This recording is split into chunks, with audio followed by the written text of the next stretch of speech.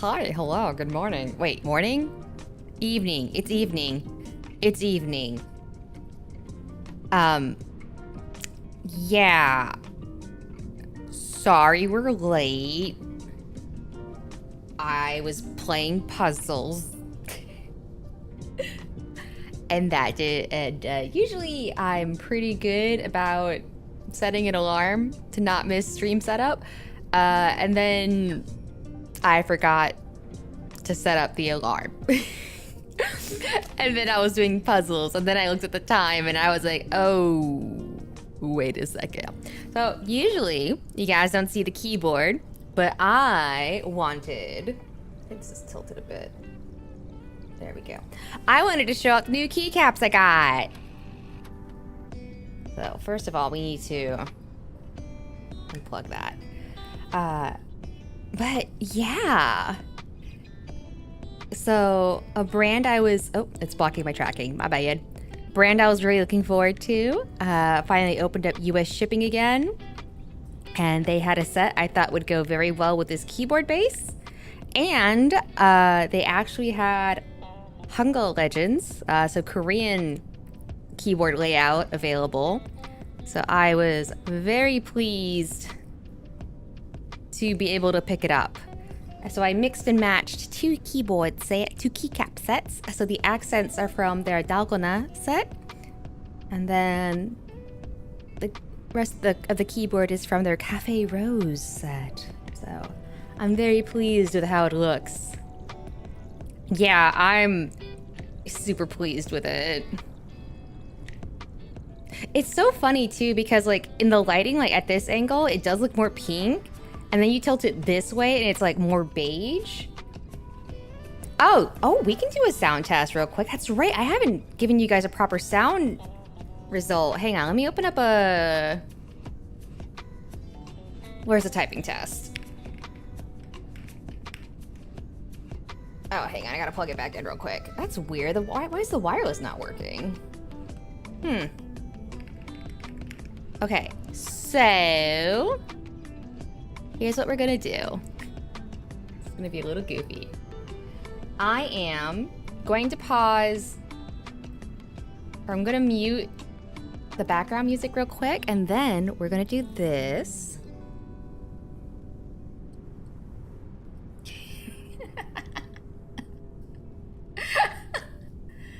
Let's see, typing test, here we go. All right.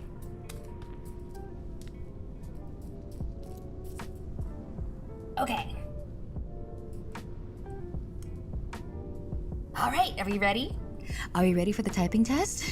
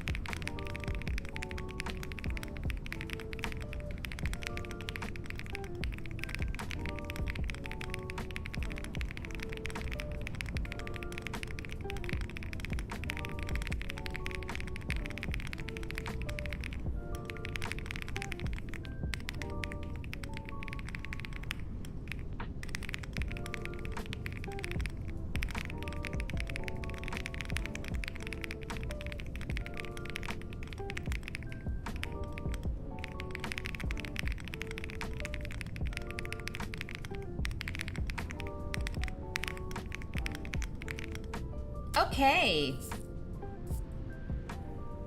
Ooh, oh, I think this is a new record for me. 130 words per minute with 97% accuracy? Hey. Not bad. I don't remember being able to hit 130 before. That's new. I don't think I've hit 130 before. Huh.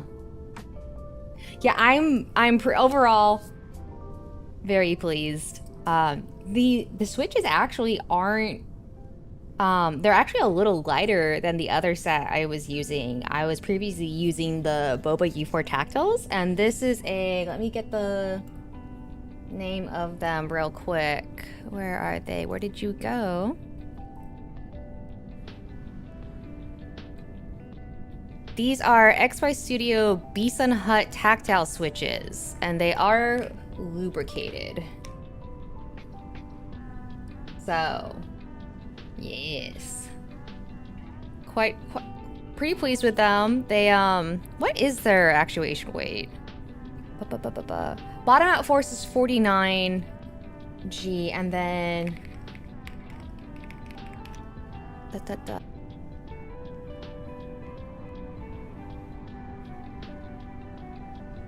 All right.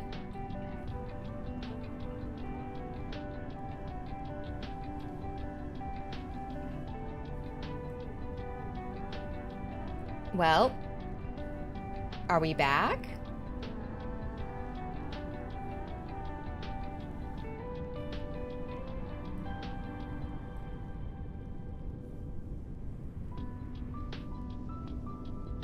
Hello? We back? Okay, good. The Boba U4T tactile switches, where are they?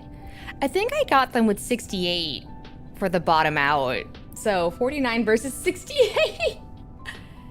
Keyboard's too... Yeah, the ASMR was too good. Knocked out the camera. Wait, if I open this, will that be ASMR for someone? Hang on.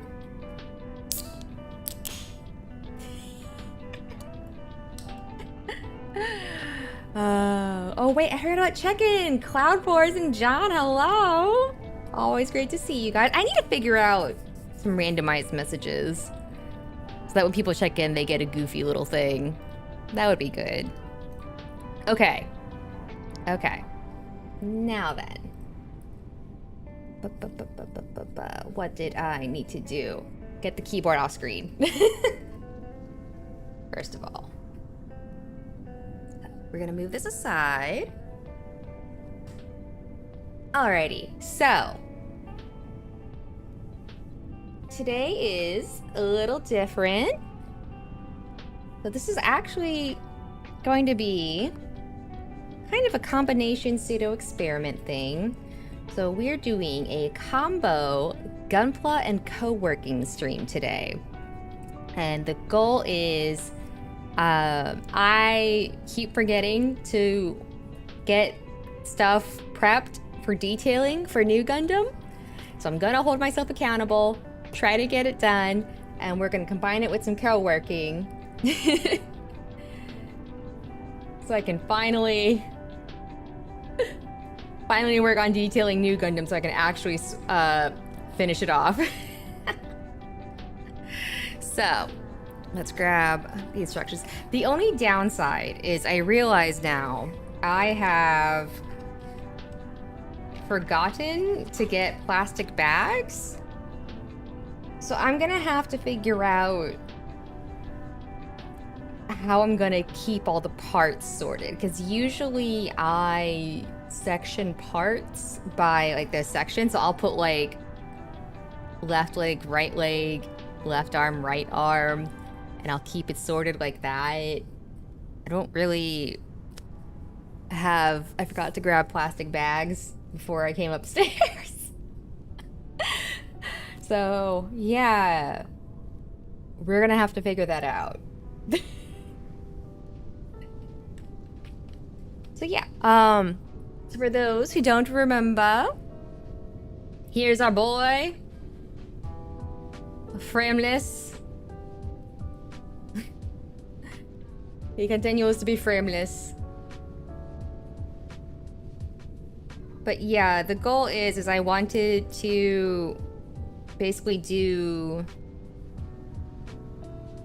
the glass coat, panel lining, water slides, and then a flat coat, which means I'm gonna have to yoink off his feet at some point to put the flat coat on them and the decals.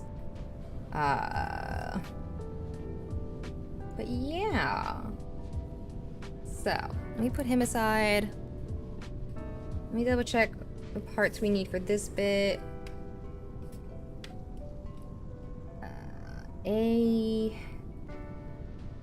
Mostly A. I think we already put, yeah, A's on there. A, C, J, K. All right. Here's K, J, C1, and A.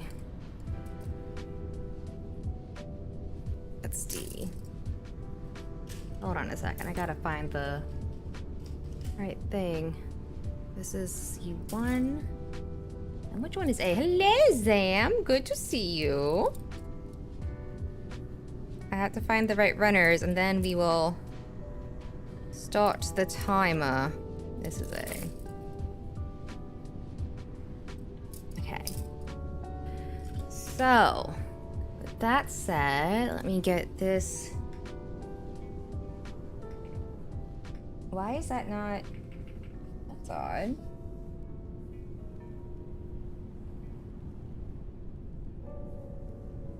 Oh, that's the thing.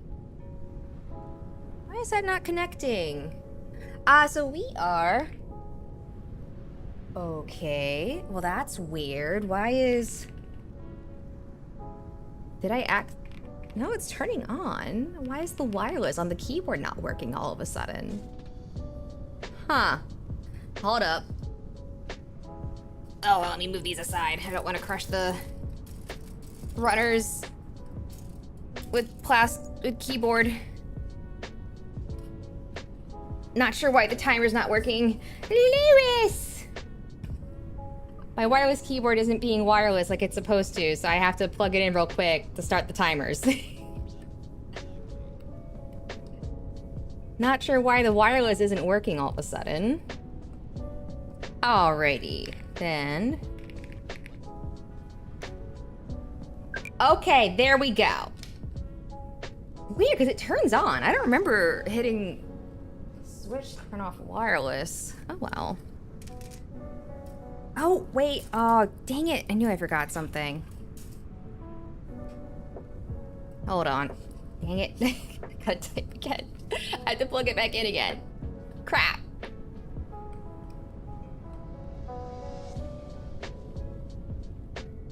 This is fine. Maybe. Oh, wait.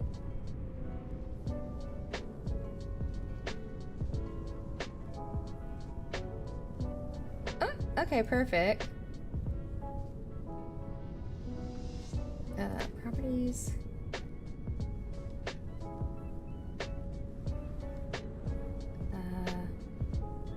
Oh yeah, that's right. The new fridge came in today. How did that go?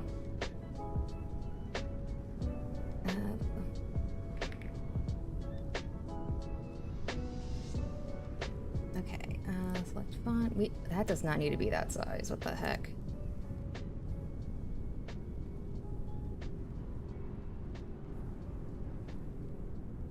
I'm feeling capacity, security, and back confinement. Okay. Where's the thing?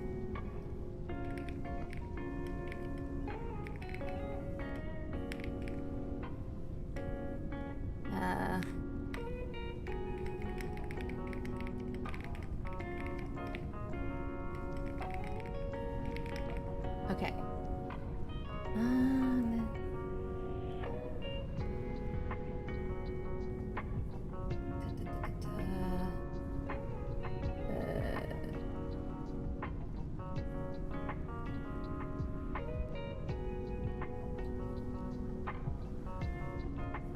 Okay.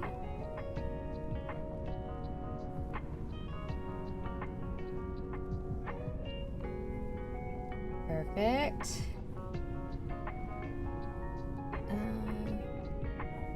Then.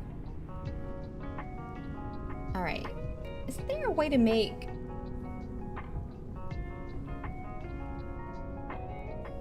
There's a way to make it scroll, isn't there? Wait a minute. That's odd. It hasn't. I thought it was. Dental commercial white, yeah. Oh. That's so dumb.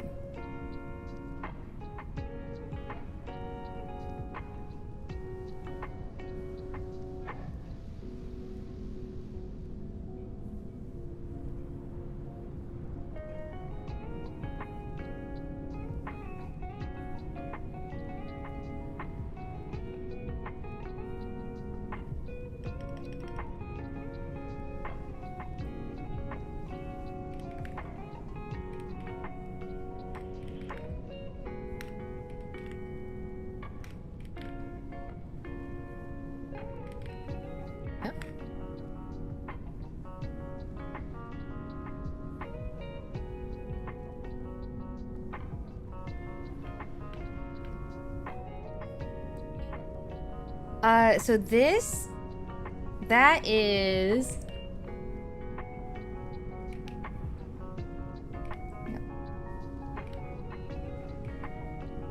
So it's just, it can be a little status screen. It's a little...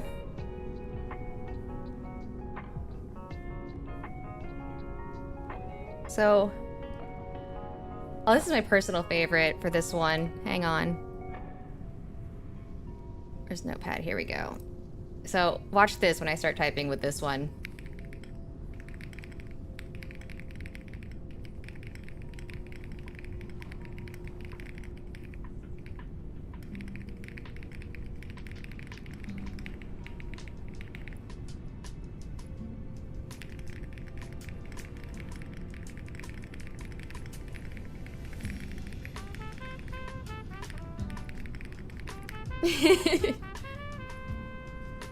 Oh yeah, this one is Evangelion themed, and then when you type,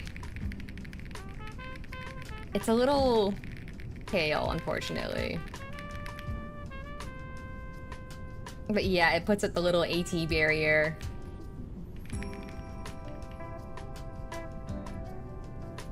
And then this one is...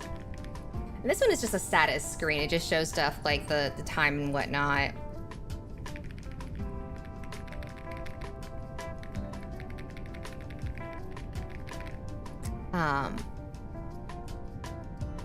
Yeah, I just have it set to a nice little image that I just like.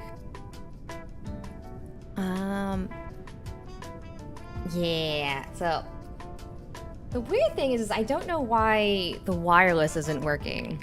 For some reason, when I unplug it from wired, even though I have the receptor in, it's not going. So I'll have to troubleshoot that later. Anyways.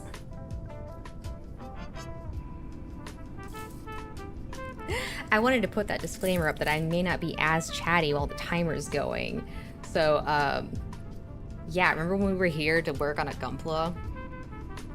Alright, that's zoomed in. Alright. So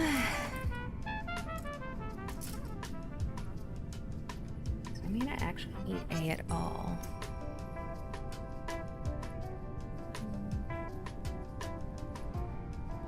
Okay, yeah, I don't think we need A at all.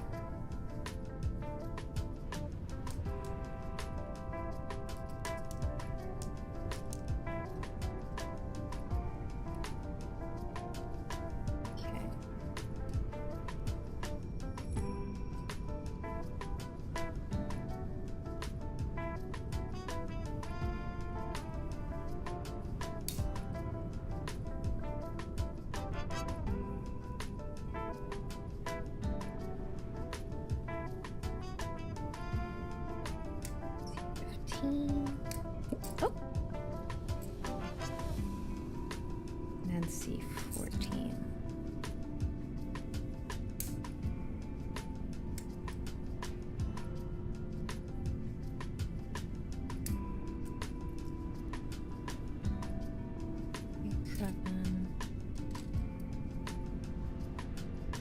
J11.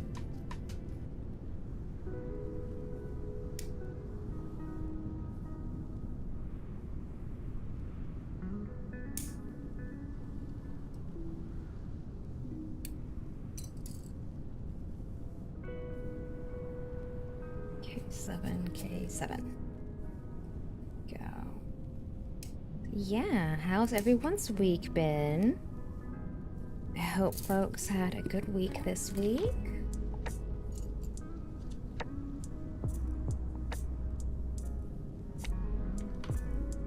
It's crazy that we're already in September.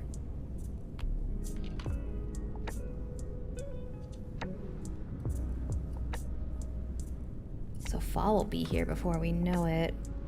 At first I thought it was kind of crazy when I saw a couple of restaurants rolling out their autumn menus, and then I was like, wait, the first official day of fall is technically later this month in a couple weeks. Wait, and it was like, wait, what? What the heck? Is it really already then?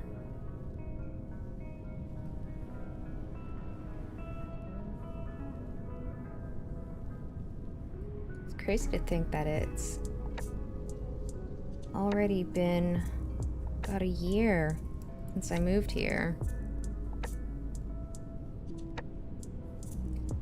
It dawned on you when you started seeing all the pumpkin spice stuff. Yeah.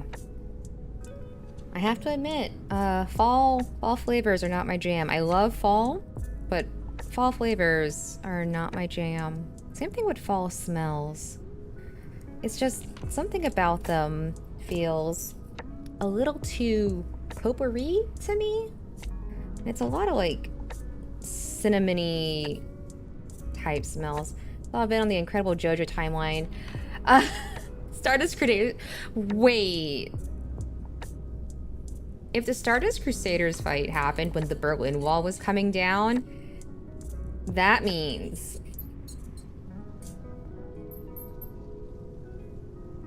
I can. Okay. Here's the thing. Here's the thing I need you to realize with that information. If the Stardust Crusaders fight happened when the Berlin Wall was coming down, that means Stardust Crusaders took place in my lifetime.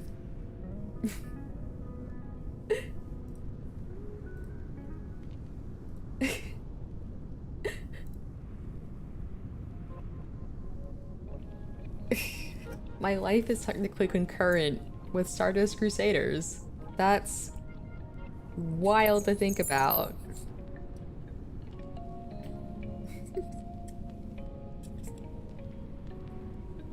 Yeah, I don't know. It's like I like pumpkin pie well enough, but something about pumpkin spice, I'm just kind of like, pass. And then Christmas comes around and peppermint bark exists. And that's my pumpkin spice.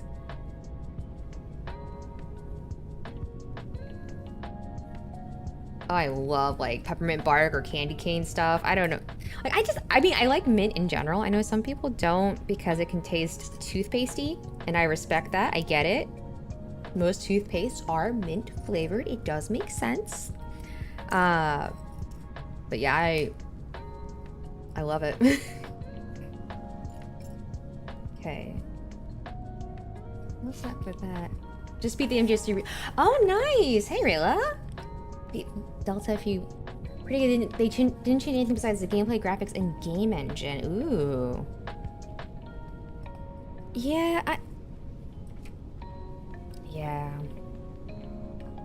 I think the other thing that doesn't help is that it's so everywhere now in the fall that like I can't help but feel kind of like an aversion to it. Like, I don't know what it is, but when stuff starts getting like super popular, I can't help but feel an aversion towards it unless it was something that like I already liked beforehand.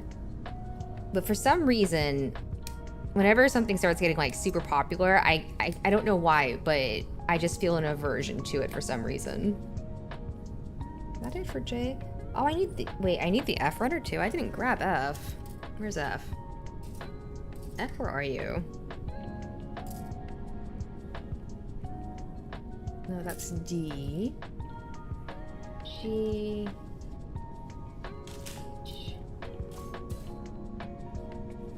Uh-oh. Don't get stuck on that. Thank you. If. No, I. If. Ew, conformity. Yeah, gross. I don't know, like if it's something I already liked beforehand, I'm not just gonna stop liking something because it caught on. But I remember it actually took me a while to actually like get into Kingdom Hearts because it got so popular on DeviantArt back in the day that like I was just like, all anyone ever talks about is like, and this is gonna sound so dumb, like I was just like, all anyone ever talks about is like Roxas and Axel. I don't know, I guess it was just kind of like I didn't want that being the main conversation to like be what influenced my reaction to the game. So then like once stuff calmed down, I was able to like actually go and play it for myself. I think I don't know if it's anti-fad so much as like I just can't help but feel conscious that Kingdom Hearts more kingdom farts. I don't know if it's anti-fad so much as like I just know that if I play something when everyone's talking about it, there's a good chance I'm gonna let what everyone is saying about stuff influence me. And I think I'm conscious about that as a possibility. And maybe that's why I get an aversion.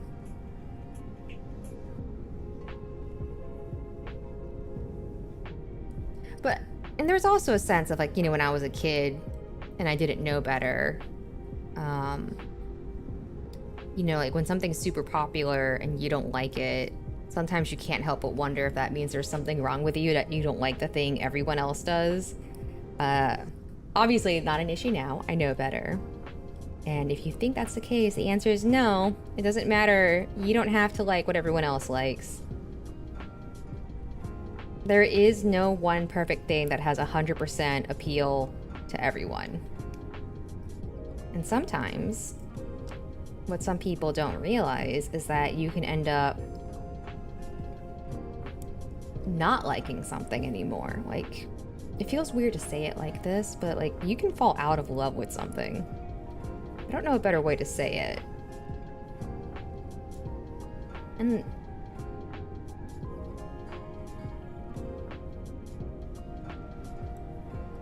you have, yeah, the opposite of fear of missing out, which is funny because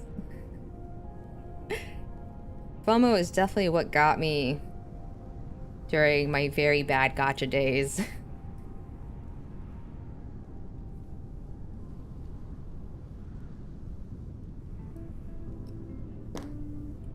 But we have also recovered from that.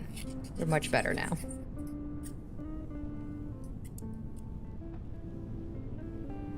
I don't know. Like, I definitely have had FOMO, but it's also just...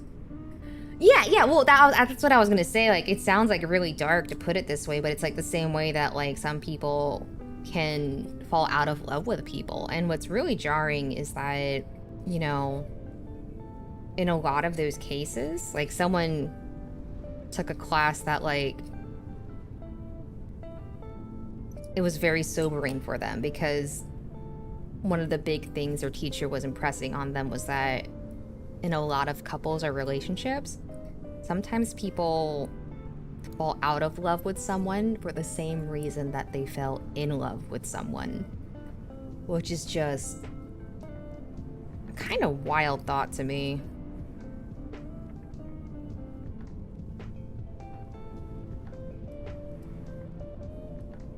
But, you know, it's a combination of things, right? It's like a combination of, like, learning to be okay with the idea of not liking what everyone else does. And also understanding that, in my case, at least, ADHD is also a heavy factor. Because sometimes I have phases with stuff. Like, I'll go through a phase where, like, I'm really into something, and then all of a sudden, like, I drop it stone cold, and everyone's like, what the heck? I thought you loved this thing. And I'm like, I'm just not interested in it right now. Jacob's Ladder is a horror movie that's about adult fears, and falling out of love is one of them. Oh, wow. Doesn't that movie, like, isn't it somewhat infamous for, like, crazy visuals or, like, kind of trippy visuals or something? I can't remember if that's that one. Well, it's interesting that I wonder why they called it Jacob's Ladder. Because that's a biblical reference. I wonder if that comes into play at all. Then I need F10 and F11.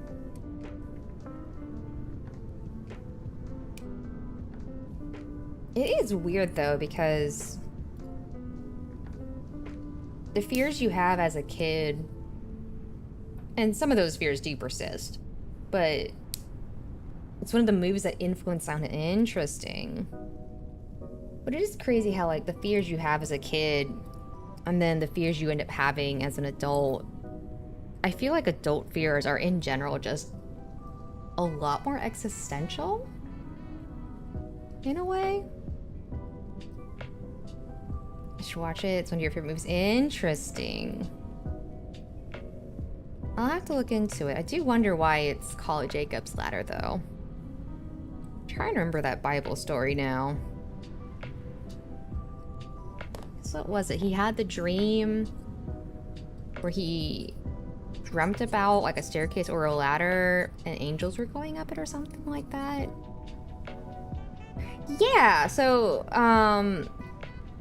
in the Old Testament, I don't remember the full details of the story, but in the Old Testament,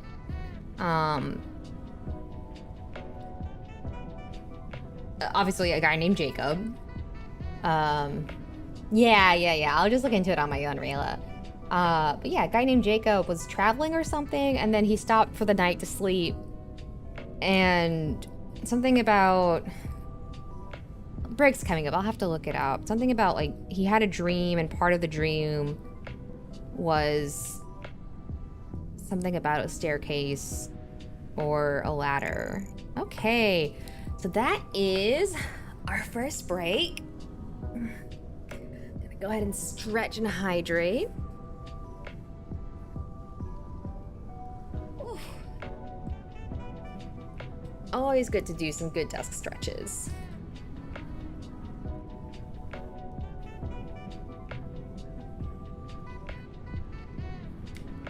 Oh, fingers are cracking again. But yeah, he dreamt about like a staircase or a ladder kind of thing, and like angels going up and down it. Yeah, well, I mean, like I said, some fears that you develop as a kid definitely stay with you. Like, especially like those kind of more like fundamental fears, like the stuff you develop phobias of. But then like as you get older and you become aware of different things, or like different things become a responsibility in your life, I feel like some of those fears warp. Like, because like when you're a kid, you don't have a concept of like having to worry about bills, for example, and employment. You're like, I'm gonna go talk to, you know, so-and-so at school today, and we're gonna play tag at recess or whatever. Like, that's your priority as a kid. Isn't ladder also one of those wood toys? Maybe? I know there's a cat's cradle thing that is called Jacob's Ladder. The thing where you have the yarn, and there is a setup that's called Jacob's Ladder for it. And I think there's a yo-yo move that might be similar.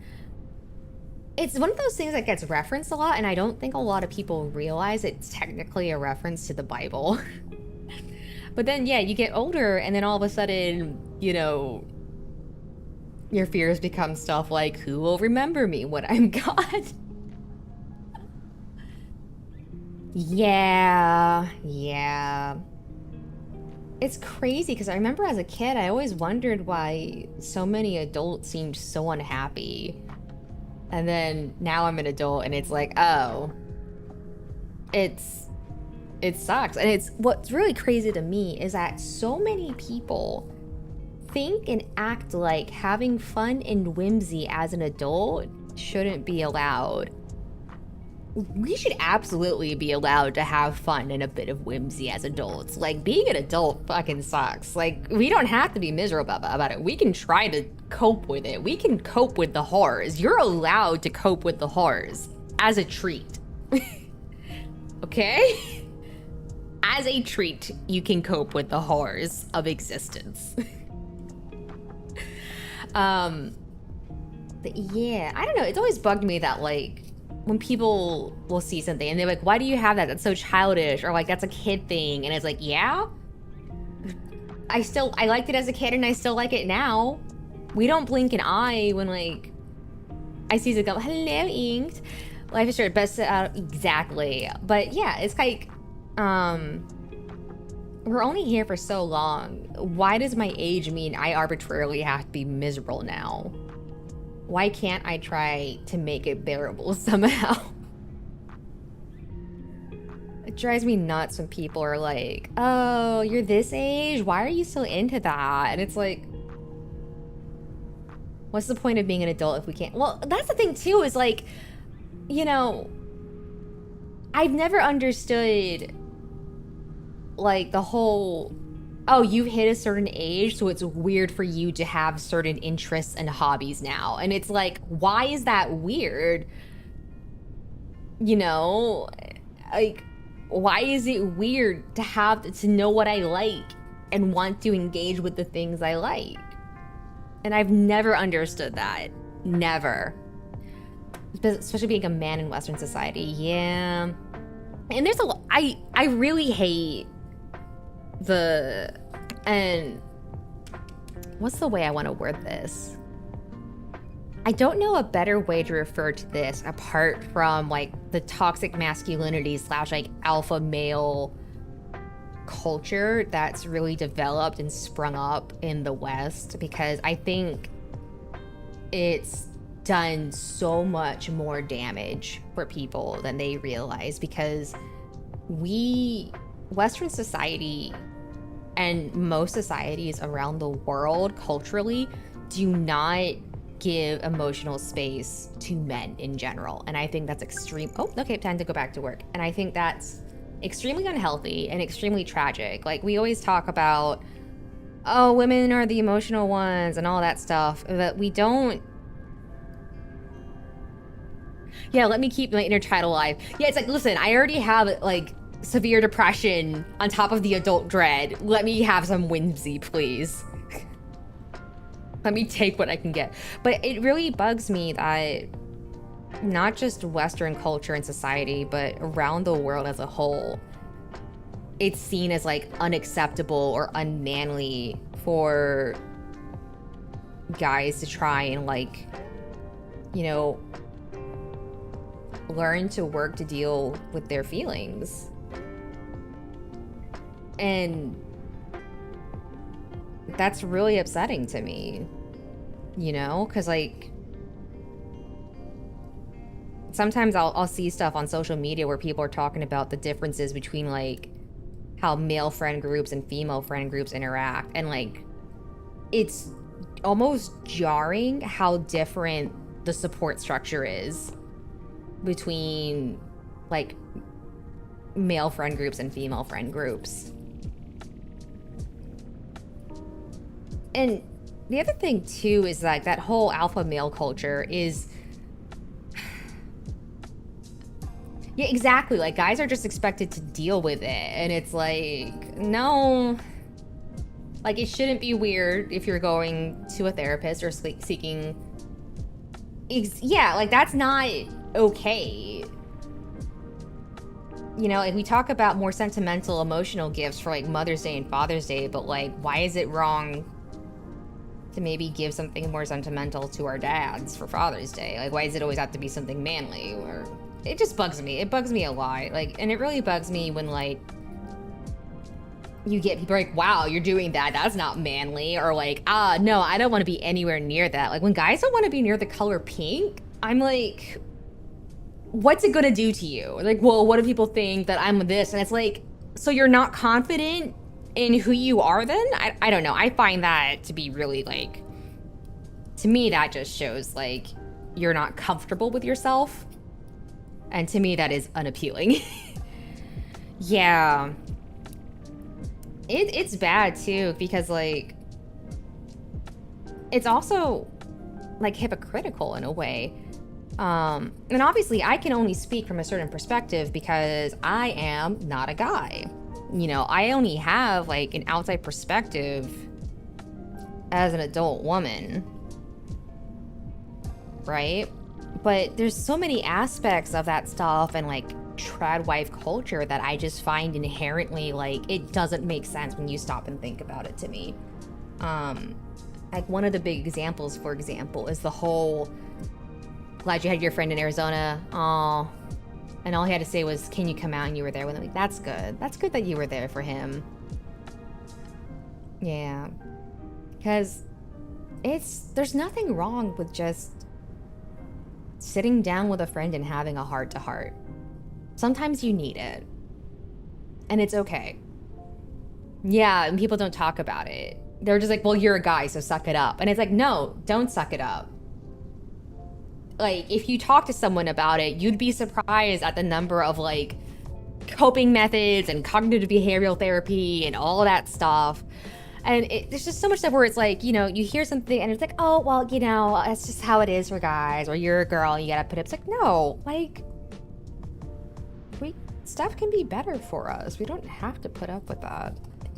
But, and then you get stuff where it's like, oh, yeah, if your girl, like, has been sleeping around, you don't want a girl who's been sleeping around. But then, like, I remember realizing this in high school, right? It was always a thing. It's like, oh, dude, like, so-and-so slept with so many girls and da-da-da-da-da. And then it's like, okay, if your whole thing is you don't want someone who's been slept with, but simultaneously it is a goal for you to sleep with as many girls as possible, why are you expecting girls to have not slept with anyone if the goal in high school is to sleep with as many girls? Like, do you realize how much you have now narrowed down the playing field for yourself? Like, purity culture is so weird sometimes. And like, they harp on that, and I'm like, wait, this inherently cannot work. Like, functionally, if you just pull the thread a bit, it does not work. I don't know, man. Yeah, I mean, to be fair, that happens with women too, right? Like, we also have moments where it's like you can open up to the wrong person and it gets used against you, and it's awful and nasty. Like, you can't turn a hoe into a housewife. See that? Okay, there's a difference with that, right? Like, yeah, if you don't want to be with a woman, yeah, exactly, Ray, exactly. It's like if you don't want to be with someone who slept around, it's like, why would I want to be with someone who went and slept around with as many girls as possible? To me, that's just kind of like, okay, so you're not gonna, like, why are you suddenly settling down? Can I trust you to actually be settled down? You expect me to be completely dedicated to you, and it's like, no, nah, man. Why would I want to then settle down with someone who spent their youth sleeping around? Like, come on. What's the other thing that always gets me when, and this is definitely more from a female perspective, right? Like, just to be clear, I'm not, yeah, diseases are also nasty. To be clear, I'm not saying this as like a passive-aggressive message to anyone in particular. This is just a general observation by me as a woman in Western society. It is so wild to me when people talk about not wanting to be around LGBT folks because what if they hit on me? And that drives me crazy because it's like, welcome to what it's like as a woman, I guess. Like, I'm sorry that idea makes you uncomfortable. Maybe think about that before you're making obscene gestures at women in public transport, because like, oh, it's weird if someone hits on me and I don't want them to. And I'm like, yeah, imagine not enjoying that. Crazy. It's very rules for thee and not for me. You're so right, as. But yeah, every time someone complains about that, I'm like, yeah, about that. You're so close to getting it, buddy. And then they're like, yeah, it's like, here's the thing. Regardless of whether a person is LGBTQ or how they identify, if they don't respect my consent and my autonomy, that is not a factor. It's, you know, like, yeah, exactly. It's like, there's lines you don't cross when you're interested in someone. Like, I'm not trying to say that, like, I've never had a bad experience with the LGBT community. I've had, you know, my share of bad experiences with the LGBT community too, but it's like, like, that doesn't matter at the end of the day. I think it's like, do you respect me enough as a person? Yeah, first off, if you... Really? I never thought about that. I don't like, if you're a man and another man is hitting on you, what does that say about you, mister? That actually reminds me of a post I saw the other day that was like, do like crazy machismo bodybuilders realize that the person they most appeal to with this body type is the gay community and not straight women? And I was like, I never thought about that. Like someone was just kind of like, I hate to say this to them, but have they ever realized this? And that's not to say that there aren't women who are into that. There are, right? But it's also just like, you know, I wonder how true that is, actually. Oh, it's crazy.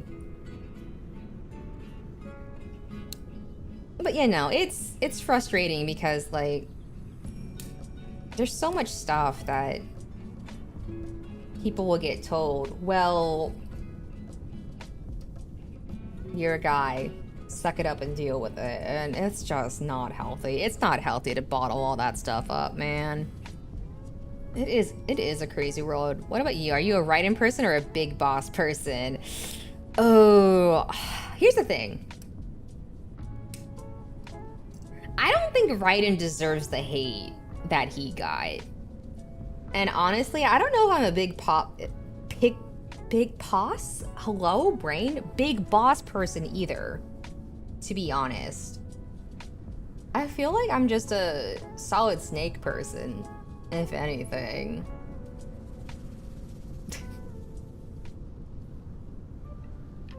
Yeah, I don't know. Like, if I had to rank the 3 protagonists, probably be...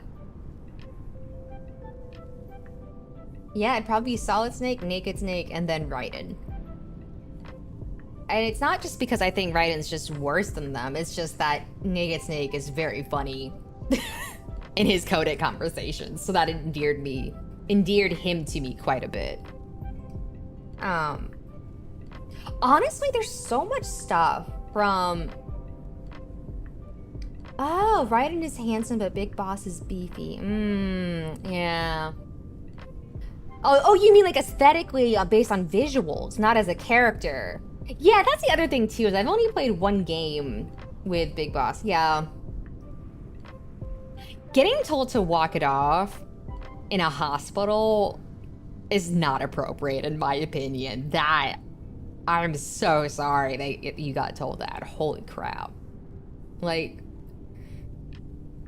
that's so rude. Yeah, that's... Okay, aesthetically... When I was younger, I probably would have said Raiden, to be honest. Now I gotta think.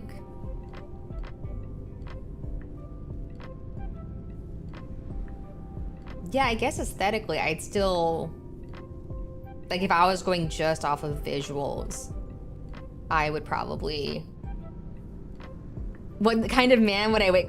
Oh, what kind of man would I wake up to and next to and make pancakes with? Jetstream Sam. Or a Stinger missile.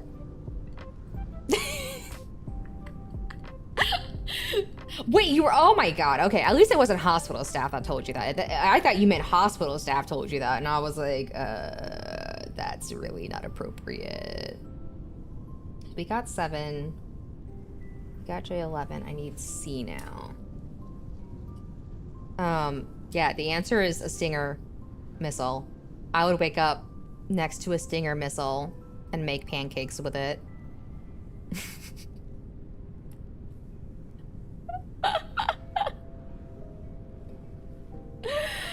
Oh my gosh. Yeah, no, if I had to pick someone from like...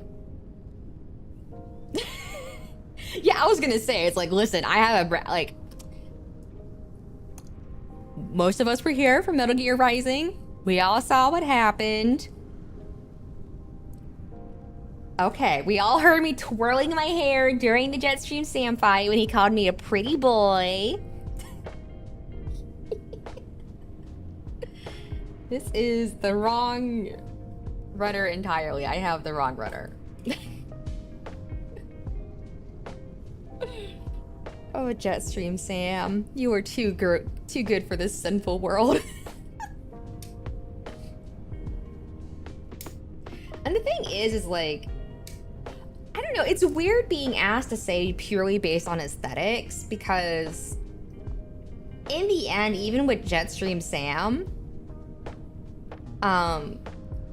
like even with Jetstream Sam, right? Like it's not purely because of aesthetics. It's so hard for me to just comment purely on aesthetics, because in the end, I can't help but want to take character into consideration as well. Won't comment on Stinger.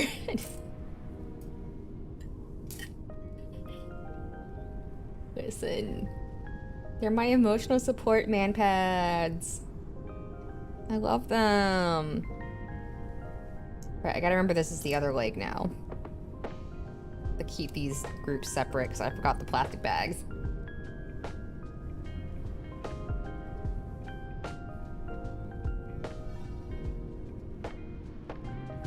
Now I'm trying to think, like, of the women in Metal Gear Solid, who would I want to wake up next to and make pancakes? Not Natasha, because as much as I adore her, I don't like smokers. The real plot twist, no. I'm pretty sure Ocelot is probably... Here's the thing with Ocelot. Ocelot strikes me as one of the most single target sexuality coded characters I have ever witnessed in media. I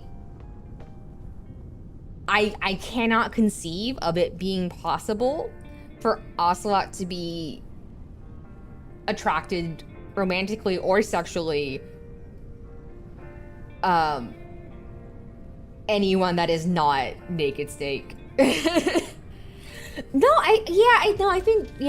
think it had to be Mei Ling. I feel like Mei Ling would be just really pleasant to like have a domestic life with. Oh, Zam, that sucks that Twitch wasn't working. Yeah, no, I feel like... Yeah, probably Mei Ling. Yeah, I just feel like it would just be really cozy, like, living with her. Oh my god, you guys just reminded me. There was one character in Arc Knights that I really like. He's still one of my favorite characters. When you save Meryl, doesn't she call Ocelot a dirty old man? Does she?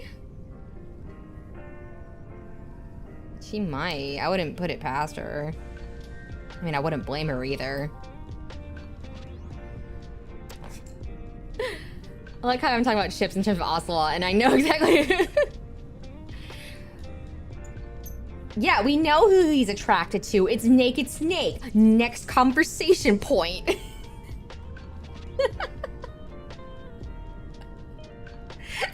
We know the answer to this. It's been established. That could have been in the Japanese version, though. Oh, one of those lost in translation things, huh?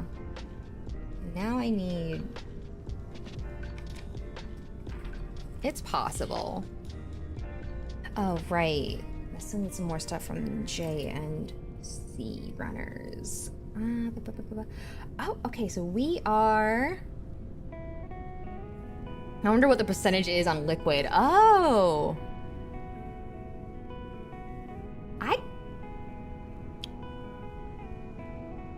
I completely forgot about liquid.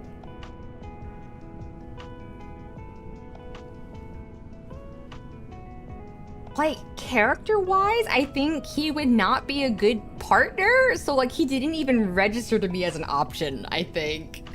Oh, man. I can already hear him seething about, like, I didn't consider him because of his recessive genes, and that's a problem. I can just hear the seething now.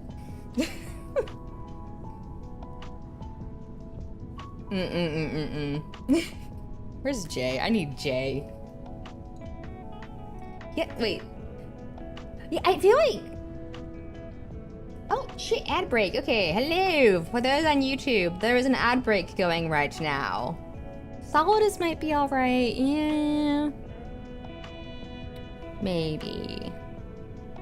Liquid, I think, just has, and I don't mean this, okay, I do kind of mean it negatively, but I feel like there's just, he's too caught up in the way he feels slighted by the hand he was dealt with. Do I ever paint my Gunpla? Yes. Yeah, I do remember hearing about that with JoJo's. Like, they translated it as bitch, but it's more that he just talks kind of rudely to his mom. I do occasionally paint my Gunpla. Usually the extent that I do with my Gunpla is I will panel line and do stickers / decals and then top coat it.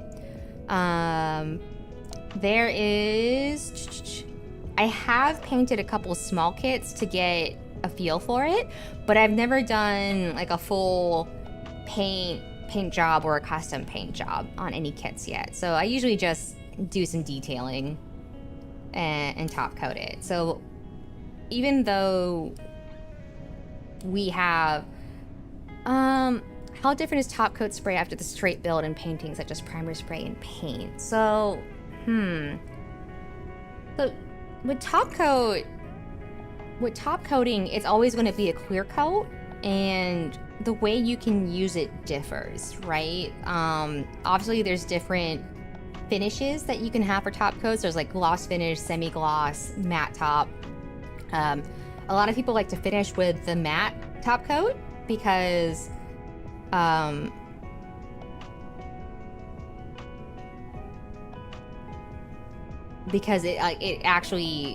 it tends to look nicer to not have all the reflections.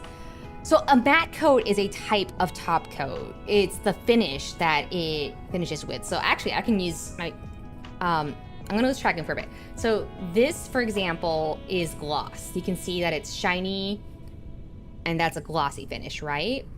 This is matte. So this is where it's not as reflective and it kind of has like a different finish to it. So gloss and matte actually refers to how it reflects light. So gloss will tend to look more shiny and reflective, whereas matte will not reflect the light as much. So it tends to kind of soften it a bit, and some people like it because the matte coat, because it's not reflecting light as much, can also help hide some imperfections. So top coats are always clear. They are generally meant to be a clear, protective top layer to seal everything in and finish it off. So is gloss finishing good for metallic? Yeah, I think if you can do matte with metallic, but a lot of people, if they're planning to do metallic paint jobs, they usually tend to do a gloss top coat to make it shiny. So, you know, straight build is your snap fits, right? You're just putting it together. And then painting, when you're painting, there's different stuff. So most people, you will have the primer coat, which helps smooth in any gaps from like trimming down the nubs and whatnot. And it gives you a smooth finish for the paint to go onto for even application.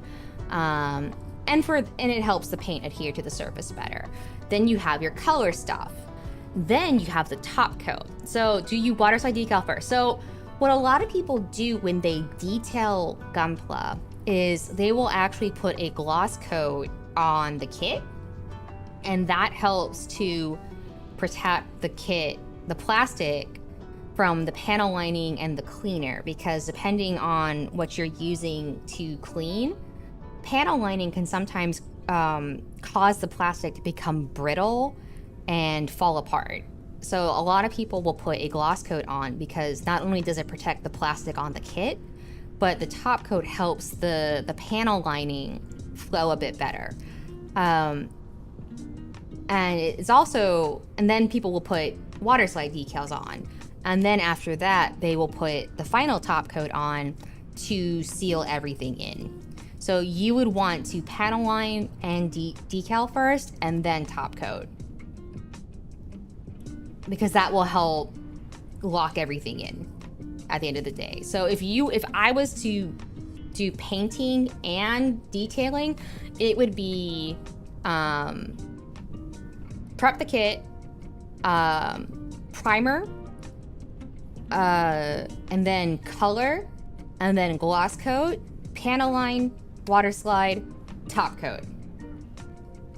That would be the process for me personally.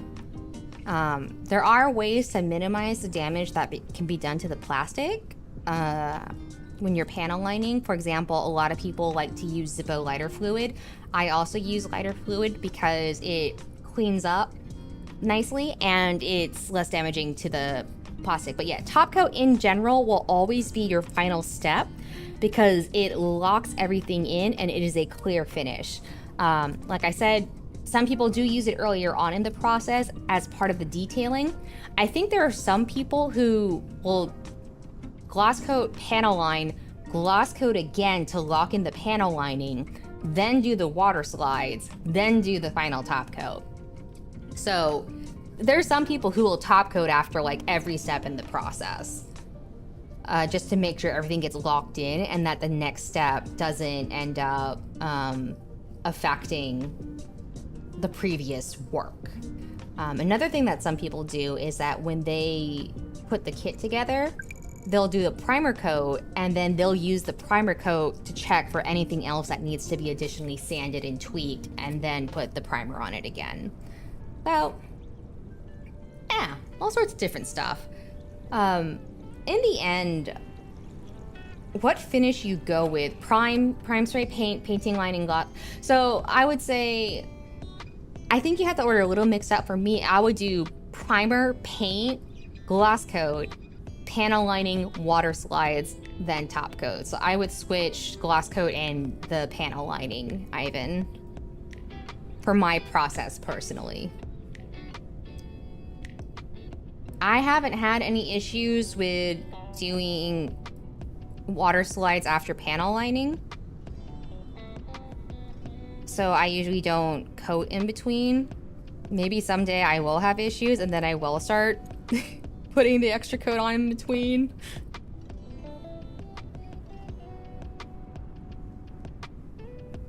But yeah, what finish you go with, it just depends on your preference for how you're painting a kit. You know, most kits I like to do a matte finish. Yeah, you do that for kits that you'll do water slides. I do preliminary wash after opening the kit. Yeah, because what I'm doing here, and the reason why I'm keeping all these parts separated, is I'm cutting these parts out so I can wash them and get that gloss coat on them so I can start panel lining. Because we have built the inner frame for this kit, but I have water slide decals and panel lining I want to do. Since we're talking about ships, when's Otacon gonna get lucky? Hasn't he already gotten lucky? Did you see the handshake in Metal Gear Solid 2? They're married. Panel lining, water slide, and taco. Yeah, there you go, Ivan. You got it. But yeah, as an example of what I'm talking about, this kit, for example, came with a lot of stickers. Oh yeah, there's got. Yeah, like listen, I don't know anything about 4. Don't tell me who's in it and who's not in it. I'm just saying I wouldn't be surprised if Snake and Otacon show up in 4 and they have an adopted kid or something. Like, it wouldn't surprise me. They're very married to me at this point. But yeah, so so this kit did come with stickers, but I got water slide decals of the stickers instead, which I would prefer to apply. Well, that's what we're gonna do. Bro shakes. Yeah, exactly. Like, you don't have a bro shake that detailed and not have won a jackpot somewhere. Like, I'm just saying, you don't just bust out a bro shake like that and not have something deeper between the two of you. And we'll just leave it at that, all right? All right. What else did I need to cut out for this one? Did I get K5? I did not get K5. What about Snake's dogs? I know! I mean, listen, the adopted children can be Snake's dogs. Dogs are children too. So are cats. So are most pets. I don't think there's any pets that aren't your children, technically. Listen, if they showed up with an adopted kid and the adopted kid was like 47 huskies, good for them. Modern day nuclear family.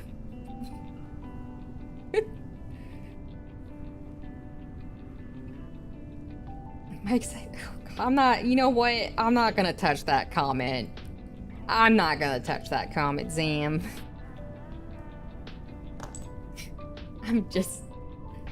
We're just not gonna touch that.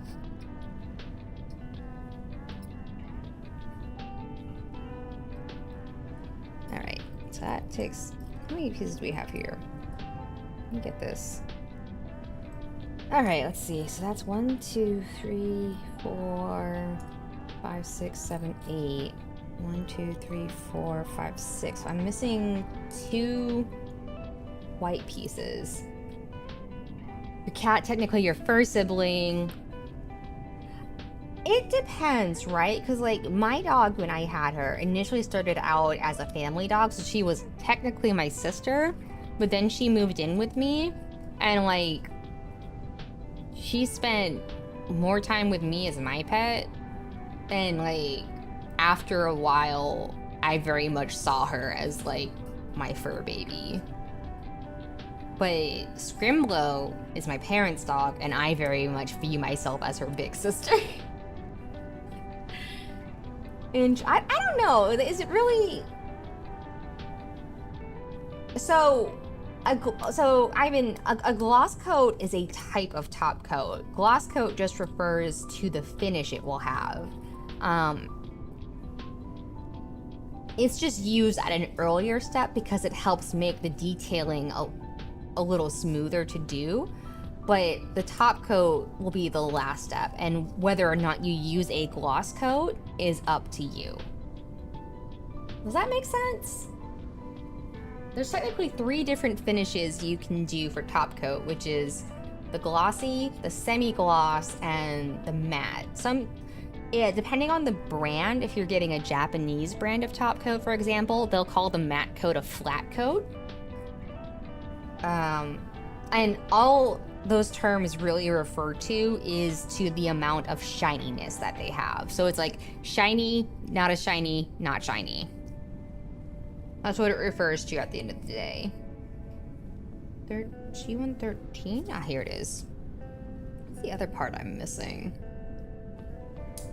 Yeah, I guess it would depend on the age of the cat. As like, if it was an older cat, I don't think it would become your fur baby. I think it would still be your sibling, right?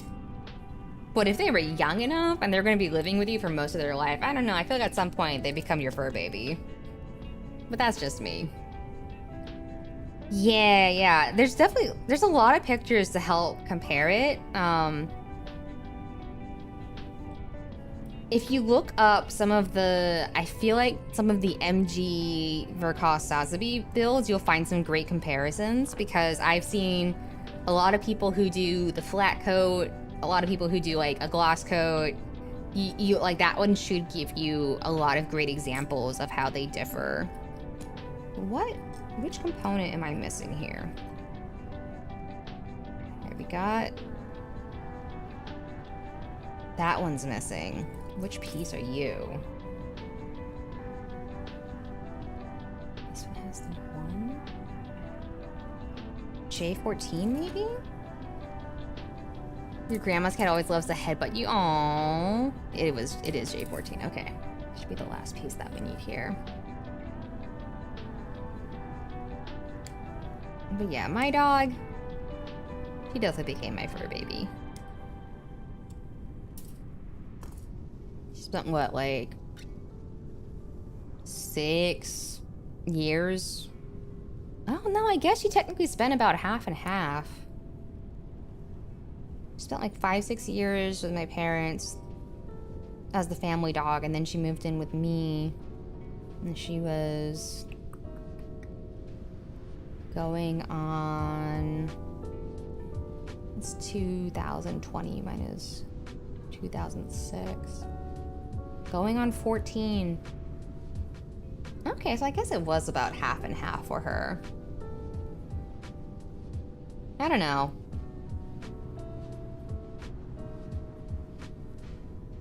She stopped being my sister at some point. But also, then again, also with her, she always felt like more like my dog from the start, even when she was the family dog to begin with. So that, I guess for her, she didn't really go from being my sister to my fur baby. I guess to an extent, she always kind of was my fur baby from the start.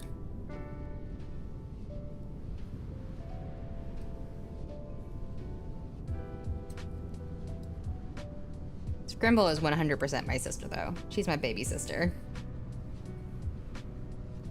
Alrighty. That should take care of... I can't believe I forgot to get plastic bags. Mine is 6... Yeah, okay. 6 or 7, yeah, I feel like depending on... Honestly, here's the thing. Even if I say, like, it depends on the time, in the end, it's gonna depend on the vibes, right? Like, Scrimblow is old enough that even if I were to move out and my parents insisted I take her with me, I would still regard her as my sister, right? I just can't see her as anything but my sister, my furry little old lady sister. And, you know, it also doesn't help that I think she's going on 13 this year? She's an old lady. Scrimble is old. Which is another reason why I was worried about her the other days. She's getting up there in years. This is...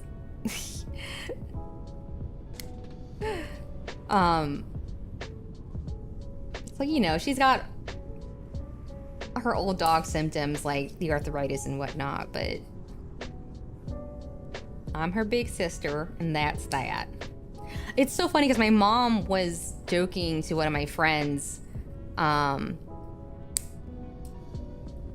I was traveling earlier, and she joked that, like, you're my daughter now too to her. And then sometimes when my mom talks about her, she's like, how's my 4th daughter doing? Because it's me, my sister, Scrimblow, and then my friend.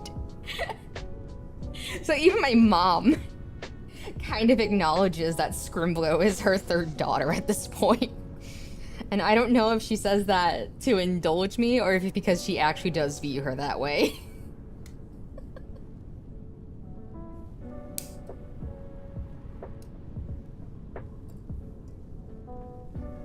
But it's so funny because a lot of it's really interesting too because it's interesting how, like, some people view their relationships with their pets because, you know, I joke about Scrimble being my sister, and I do view myself as her sister, but in a lot of Korean, like, pet channels, they always refer to a lot of them will refer to the owners as the butlers. And I mentioned that to my mom, and then she noticed it on a bunch of, like, pet YouTube videos, and now, you know, we joke that when we're all downstairs and stuff, she's like, all of Scrimble's butlers are here. And she's very content.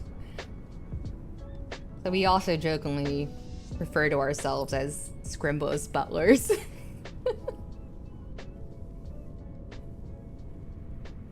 It's funny because, like, some people will say, like the boss parent or something like that. But, like, a lot of channels will say butlers, and I think it's very funny. There's one where, because of the dog's, like, character, they always subtitled it as the dog referring to the owner as son, like they were an old man, or something like that. And that was really fun, because it really gave you a sense of the dog's personality. I'm trying to think, like, how would you translate Wangappa in a way that isn't weird? Because if you translate it literally, it translates to King Dad, or King Daddy, King Father, right? And that doesn't, and a lot of people are going to take that the wrong way. So I'm trying to think of like how you would translate that. Because like if you translate it as like big dad or king dad, I feel like a lot of people are going to get like, it'll just get taken out of context so easily. But it really is like done in the sense of them being like the main human dad who like helps take care of them. Which also makes butler just an easier term to explain to other people. I always assumed our own pets look at us as the pets. Oh, interesting. You know, I feel like, what is it? I think I read something a while ago that there are, like, cats actually do kind of view humans as their pets in a way, or like they have like to take care of the humans to an extent too. Like they view us as very bad at being cats or something like that. I'm pretty sure I read that. Like there was an old study or something that like, based on like cat behavior, there's definitely a large number of cats who like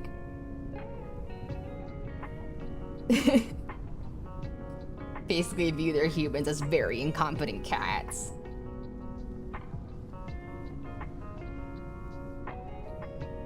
Which is just so funny for the whole cats versus dogs thing. And I know birds can get very attached to people too and be really cute about that.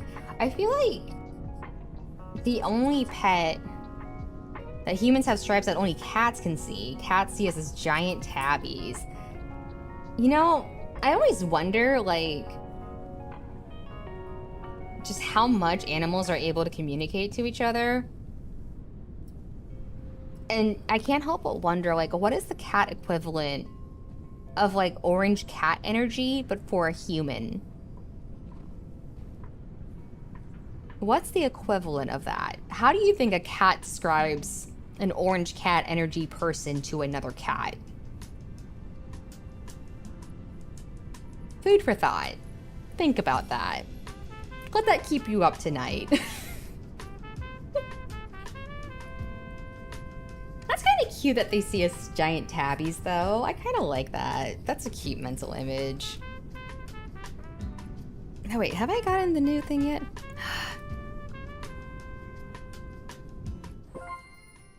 You're gonna hear something. It's because I got a new critter in Spirit City Lo-Fi. Oh my god, it's a little pilot otter. That's so cute. Wait, can I show you guys? Oh my god, hang on. Hang on. Look at this thing. Avi otter? Oh my god, that's so cute. Well, most spirits freely lean on their magic to get things done in the blink of an eye. But not for these industrious little crafters. Aviators prefer the satisfaction of working with their own paws and have nothing more than to tinker for hours on an invention or gadget that needs fixing. Oh, it's so cute. Oh, I also got this little guy. Yeah, so the train DLC came out. So with the train DLC came new critters. And this one is called Ursa. And it's the mascot for Spirit Railways. And it has a little conductor's uniform. Yeah, it's the DLC.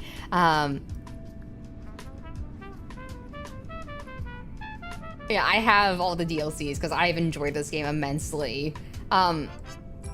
Yeah, this is... Look at these little colors! Look at them! It's got a little panda theme. I like the brown one, the default. Look at it. Look at its little conductor bow. Oh, oh, it's so cute. And we just got the these little goggles. Oh, what do your colors look like? Oh my god, look at him. Oh, he's got little paw pads. Paw pads. Oh my god. Oh my god. Oh, maybe I should have made you guys otters instead. But I'm a bear, so it made more sense to make you guys little bears. Oh my god. Otters actually are one of my favorite animals. I adore them. I actually I actually took a trip for my birthday specifically to go to the Monterey Aquarium to go see the otters. It was a birthday gift to myself. Oh my god, I am... Wait, I can... What? What? Wait, since when can I do this? What?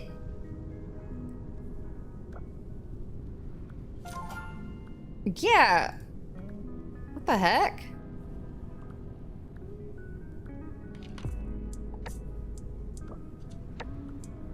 The heck? Oh, wow, I can even customize the book. That's fun. My game console can be customized. Oh, my word. Look at that. Oh, purchase that, please. Okay. Oh, yeah. Oh, yeah. All right, we gotta set this to the otter for now. Oh, look at him. If you're reading, he gets a little book. Wait, what happens with the conductor then? Wait, does the conductor read too? Do you read? They have a little book. Oh my god. Oh. Well, you guys are already bears. The design's already locked in. Hang on, I'm trying to get an early start on writing some letters home. My seat has a table of convenience and the views of the city passing by don't hurt either. So I need to be inside. Oh, perfect. Wait, what happens if I have the otter for this one? What do you do, little otter? Oh my god, look at him. Oh my god. That's so cute. Look at this little guy.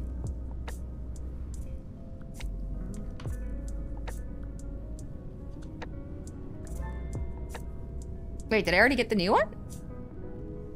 Oh, okay. No. That was just the...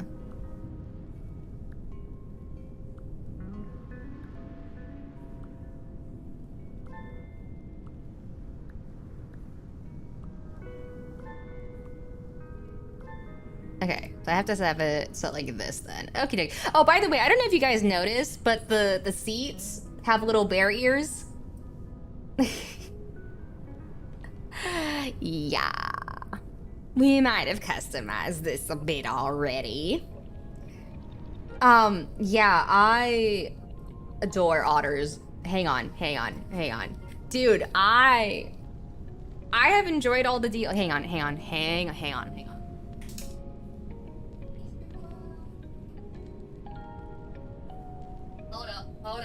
Hold up. Oh, I hope you guys are ready. Oh, I hope you guys are ready for this.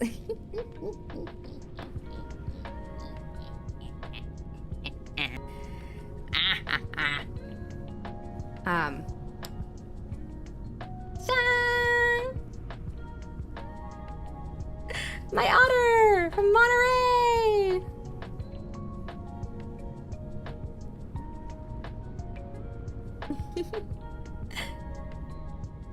She's very soft, and I named her Rosie in honor of Rosa, who some of you may know if you're familiar with Dog. Rosa was a long-lived otter at the Monterey Aquarium who fostered many otters for release back into the wild. And Dog, very popular streamer, used to do a birthday celebration stream for Rosa every year while she was still alive, and he would donate everything to Monterey Bay. And she unfortunately passed a couple years ago, and I do respect and appreciate that he continues to do the charity event every year and still continues to donate to Monterey. It's just not specifically for Rosa and the otters specifically anymore. But yeah, the otters are so cute. It probably is very similar to the one you have. I wouldn't be surprised if they haven't changed the design, because it's already a very good design. Otters are amazing because when they sleep, they will hold hands with each other so they don't float away. It's amazing. It's incredible. How do you not love it? I have hiccups. Oy vey. That'd be crazy if yours actually does look almost exactly like that one. But yeah, and then there was the Vancouver aquarium that they found in Otter Pup, and they named him Joey, and you could symbolically adopt him by donating, because they live streamed when they were taking care of him. So like, I donated enough to get 2 adoption certificates for a friend and I. Our little otter child. I think they ended up determining that he would have to remain in captivity, because usually with otters, when they find them, they do their best to rehabilitate them to return them to the wild. But I think in Joey's case, he was just so young, and it ended up like bonding with the crew that they were like, oh, he's not, he basically wouldn't have a fighting chance if they released him. So yes, they make such cute, like, they really are intelligent too, because not only did they have enrichment toys at Monterey, the thing that really got me is like they definitely knew the people were there for them, because they would kind of like swim around by the windows specifically and like make sure to like roll around and be extra cute, and it was fantastic and amazing. And it's like, oh, they know the people are here for them. Oh, just thinking about them again is making me so happy. Ugh, otters are so good. Where's 4? There is 4. 4 and 3. Bless otters. And the fact that they use tools and they're clever, and like some of them have like a favorite rock that they'll keep on them to use for opening shells and stuff, and I think that's very adorable. And just, how do you not love otters? I remember I was playing a Jackbox game with some friends, and I forget what the game was called, but one of the things, like one of the challenges in the game was to like, every round had like a fake answer that would be like consistent, and if like you identified the fake one enough, you got points for that. And there was one where it was like the San Francisco Otter Choir or something, and I kept picking the otters because I was like, I love that these aren't the right answers, but it's otter options and I want to pick them. Sure enough, the otters were the otters were the plant answer, and I got points because I kept picking the otters for every answer. Wait, hang on, I have to go see. Where are you, shenanigans? Oh my god, that actually is so similar to yours. Oh my god, yeah, wow, like holding the starfish and the whiskers. Oh my gosh. Oh, yours looks like a fuzzy otter baby.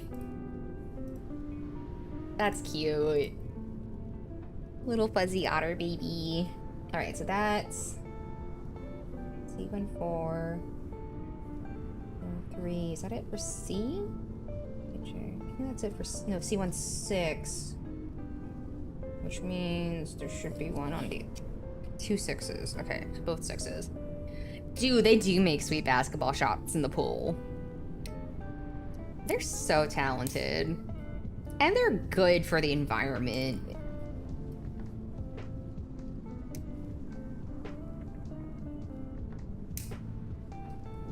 It's so cute because we got lunch at the aquarium, because I went with some friends and we got lunch at the aquarium, and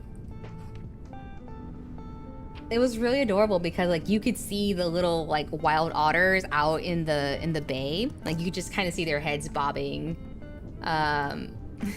in the bay every now and then, and it was just like, oh, they're out there thriving and living their best lives. I'm so happy. Do I need C? No, I need A. No, I don't need A. Because we already built that part of the waist. Do I need J? I think I might need J. I don't think I need F. J, K, I. I need I. Okay. I is right here. I just turned around and like Scrimblo's ears are like going like, eep, eep, eep, because I keep talking about Scrimblo. And I think she knows that Scrimblo means her. Oh my god, one of my favorite otter videos is... This is almost gonna sound... Oh wait, I don't want to cut this piece out yet. This piece is too tiny. I am going to lose this piece if I cut it out. This is the piece in question, by the way. I'm not gonna cut that out just yet. One of my favorite otter videos is... It's a video of a mom and a baby otter, and the mom fluffs up the baby and goes to get some food. And baby otters, their fur is so dense that they basically float like corks. But then the little baby otter gets so distressed that its mom went away that it starts squeaking in distress, trying to get its mom back. And it's just the tiny little otter squeaks. Just get me every time. Poor baby. He just wants mom to come back. Did I do those eyes? I didn't. So that's... I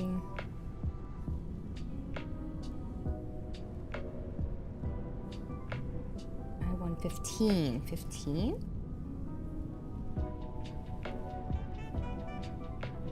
Wait a minute. That right? Just cut out 16. Where's 15? What? Oh, I did do 15 already. Okay, no, that's fine. That's where 15 went. Ha ha ha ha ha. I know what I'm doing. All right, now I need the A runner.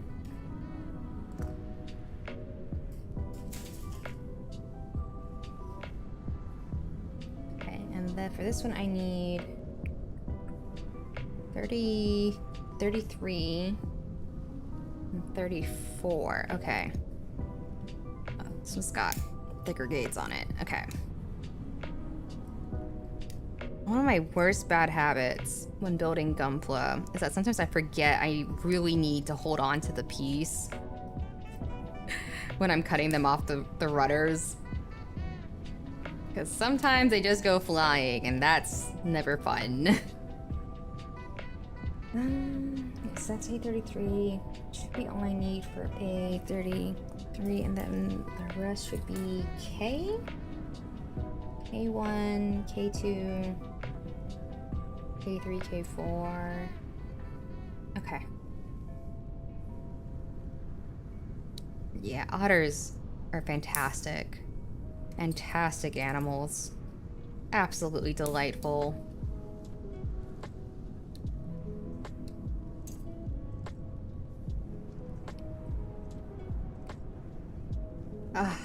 And it's so funny because when you go to Monterey, like, they know the otters are the big attraction. There's so much otter stuff everywhere. And rightfully so.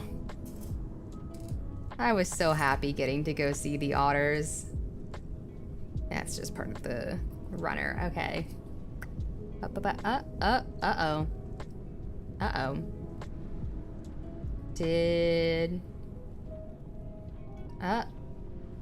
Is that scuff? Is it tracking lag? Can't tell. It's lagging though, that's for sure. Video's still going. Bitrate looks fine. Oh my god, I have 9% dropped frames on this stream. That's nuts. That's nuts. Interesting. I might have to make tracking lag. Okay. I might have to make doing a Twitch server test part of my streaming pre-check. Just to make sure, like, because I had it on default before, but couldn't help but wonder if maybe that was a factor in the connection dropping. I've seen it go down a few times tonight, where it goes down to like yellow. I see it dropping. Oh, it's dropping right now. We gonna recover, buddy? You gonna recover? The number still looks good. Yes, no. You're showing red, but you're saying there's still bitrate. Do you have bitrate or no? Please say green if you have bitrate. Yeah, because I can't tell if like being on this server is helping at all. I feel like I'm seeing a lot more lag spikes though, because usually like yesterday it was like there was like 1 or 2 big ones and that was it, but this one I feel like there's been like sporadic dips, like sporadic small dips compared to big drops. Yeah, I wish it was just like an occasional thing, because I thought it was just like a summer thing, what with the kids being out for school and all that. But no, it's been pretty consistent recently, which is weird because when I first started up streaming again, I wasn't having these big lag spikes. Because there was a good long while where there were no issues, and then all of a sudden, it's like every stream, there's like one at the start, maybe one in the middle somewhere.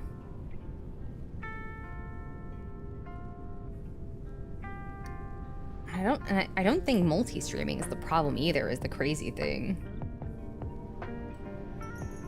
Hello! St. Patrick, hello! Thank you for the follow. You're welcome on in. I'm doing a terrible job of staying focused on prepping these parts. I'm being... Dang kids up, using up all the internet. Don't they know the internet is a series of tubes? Oh, how I missed. I never thought the day would come when I would unironically and sincerely miss the days when a sitting congressman claiming the internet was a series of tubes was like the worst things got and just something we could all laugh at. Oh, how the times have changed. Oh, how the times have changed, and part of me wishes I hadn't done poli-sci and international relations in college. Because then I would... No, it's probably better that I did, because I actually can process some of what's going on, but also, like, having that knowledge burdens me at times. Ah, well. Oh, I think... And I'm not saying this from a political topic standpoint. I'm saying this as more of a general observation. It is eminently fascinating to me because I don't think this is going to be the first time, quite frankly. Not the first time, the last time. Like, this has been the first time, and I do not think it will be the last time. But I don't know if it's just because of the prevalence of social media now or, you know, shifts in online culture. But I think, I'm waiting for Callie to be underwater like Al Gore portal. I think this past week has been the first time I've ever seen hope and anticipation for the death of a sitting president trend on social media. Which is just crazy to think about because, like, I feel like a few years ago, seeing that as a trend on social media would have been insane. But now that's just like, it's like, you know what? I guess, yeah, the death of a president would be a trending topic on social media. And it's just wild to think about, like, this probably won't be the last time we see it. Bunch of anti-gay senators. Oh, man. I mean, I don't know if it's necessarily a tell on how far things have fallen in society and morality. I think it is definitely like a benchmark of how drastically how we talk about certain things in society has shifted. Because I think, you know, people are going to see that trending, right? They're going to see that people were actively hoping for the death of a sitting president. And again, this isn't me trying to make this a political discussion. This is me speaking on observations I made just seeing that stuff trend. But I don't think it's the last time. Scuff? What? The scuff hit? Doesn't look like scuff should be hitting. Everything's showing green. It might be on your end this time because everything. Nope. There it goes. Okay. There goes the connection. All right. Nope. All right. Let's wait for that to go green again. Come on, buddy. You can do it. Come on back. You can go green again. There we go. All right, it's green again. Like Mike Tyson said. Yeah. I feel like it's more that. It's more just like it's just interesting to me, like how comfortable people have gotten like saying the quiet parts out loud because of the anonymity provided by the internet. I think that's the thing that I find interesting. Like, to me, I think this kind of goes back to the whole lost PhD thing, right? Like,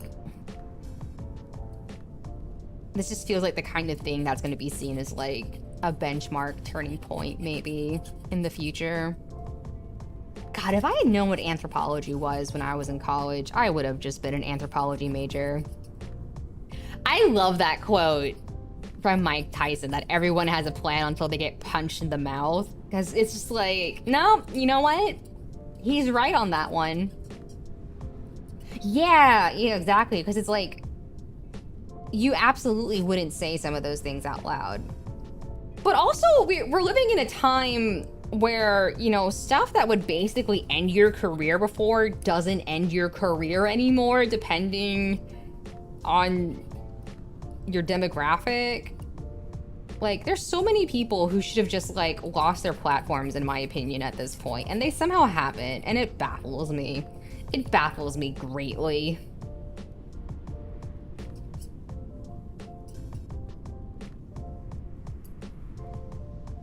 Like, it feels like there's a point, like, it feels like some people, like, you just get to a point and I know people talk about how, like, when you start to have a certain amount of assets, it changes how you view things. And I do think that, like, there are people who just genuinely think they can just make all that stuff go away because they have money and wealth. Well, there's I don't know, like, there's some people that I'm just like, how do you still have platform? It just baffles me. I love the internet, but man, yeah. Well, it's weird too, 'cause I think we talked about this in another stream too, where, like, the early internet, I don't think it ever occurred to us that it could devolve into something like this. A platform that openly interviews and supports those that use hair as a tool. Yeah. Like, because you know, we definitely talked about this in another stream, right? Like how, you know, at least for me, you know, I spent part of my childhood without the internet. The internet came along in the middle of my childhood. And so, you know, stuff like certain aspects of etiquette and how to interact, like, those were all kind of kept in mind when you would interact online and stuff. But, you know, obviously that shifts a lot when you've had that veil of anonymity that's just been there since you were born, right? Of course you're going to be emboldened. Like, it's almost natural to think that someone would be emboldened by that when they've had that separation from consequences for as long as they can remember.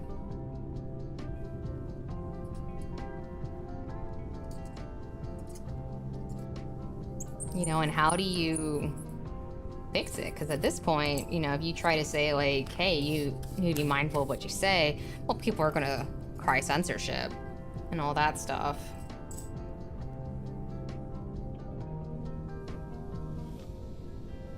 And it sucks because and it's not like I have to come up with a solution, right? Or like any one person has to come up with a solution, but it's the kind of thing that like I can't help but think like, how do you know, come up with a solution to try to get stuff back on track? Although, makes me weird for Gen Alpha, yeah. Well, I mean, we are seeing, I think it's, oh, thank God I needed that break. Shrimp check for everyone, by the way. Ooh. Because, like, we're starting to see now that there are kids from, I think it's, like, Gen Z now, like Gen Z, Gen Alpha, who are starting to realize the, I pray we won't one day have an iPad baby as president. Well, if the democracy survives long enough, unfortunately, statistically, we probably will have an iPad baby as president at some point. Like, that's just an inevitability at some point. In my opinion. But, you know, we are seeing some of these people grow up and get to a point now where they're realizing that, you know, stuff like home ownership, having a family and all that stuff is, you know, it may not be fiscally achievable for them. Because, you know,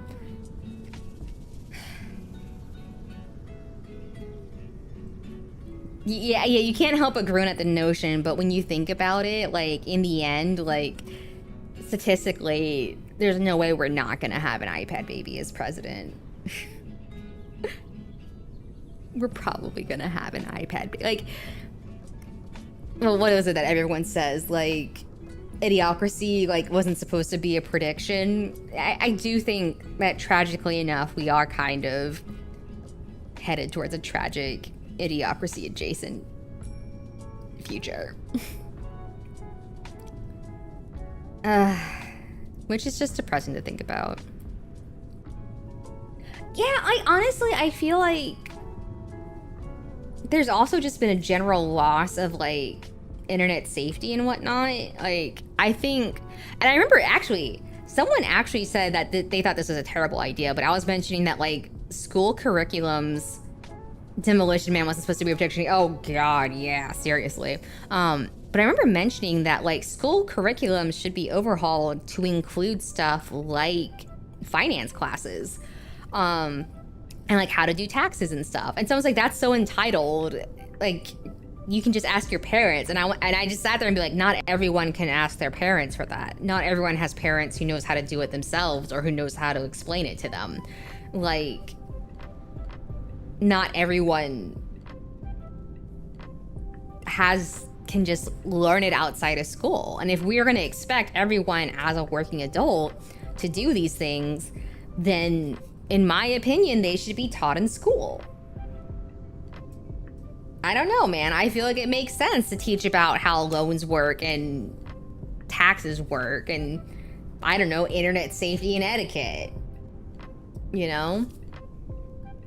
But I think the thing too about iPad babies though is that like it's not entirely the iPad baby's fault either, right?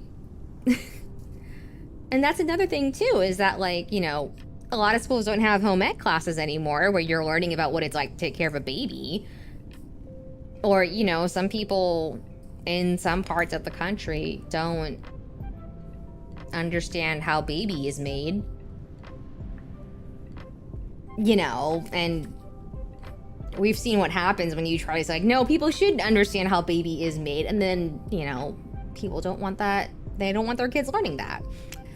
You know, You can't win sometimes, but I don't know. I feel like, yeah, childcare is not, it's unfortunate. It really is unfortunate that there are parents who, you know, they see that the iPad can keep the baby entertained and it gives them a moment. And like, I can see how they end up there, right? It's not like I'm not like, wow, these parents are dumb. But it's just like, yeah, no, like it's not entirely the iPad baby's fault either. Then we wouldn't get things like how I get pregnant. Yeah, but it is like really unfortunate when like, you know, someone is forcefully kept from that knowledge because someone else made that decision for them. You went from be careful of strangers on the internet trying to steal your IRL information to please, yeah, give me your photo and ID number to access our website, which, by the way, as someone who has worked in cybersecurity and data security specifically, I'm going to ignore this timer, drives me insane. Because most of these platforms, by the way, I guarantee you, one, there's probably no legislation protecting you or punishing them if they lose your data and your data gets stolen. Two, are already prone to getting hacked. Like Bao had a great point about this on YouTube, with YouTube requiring ID. Like people's accounts get hacked all the time, and now you want to tie real life IDs to your system that's constantly getting hacked?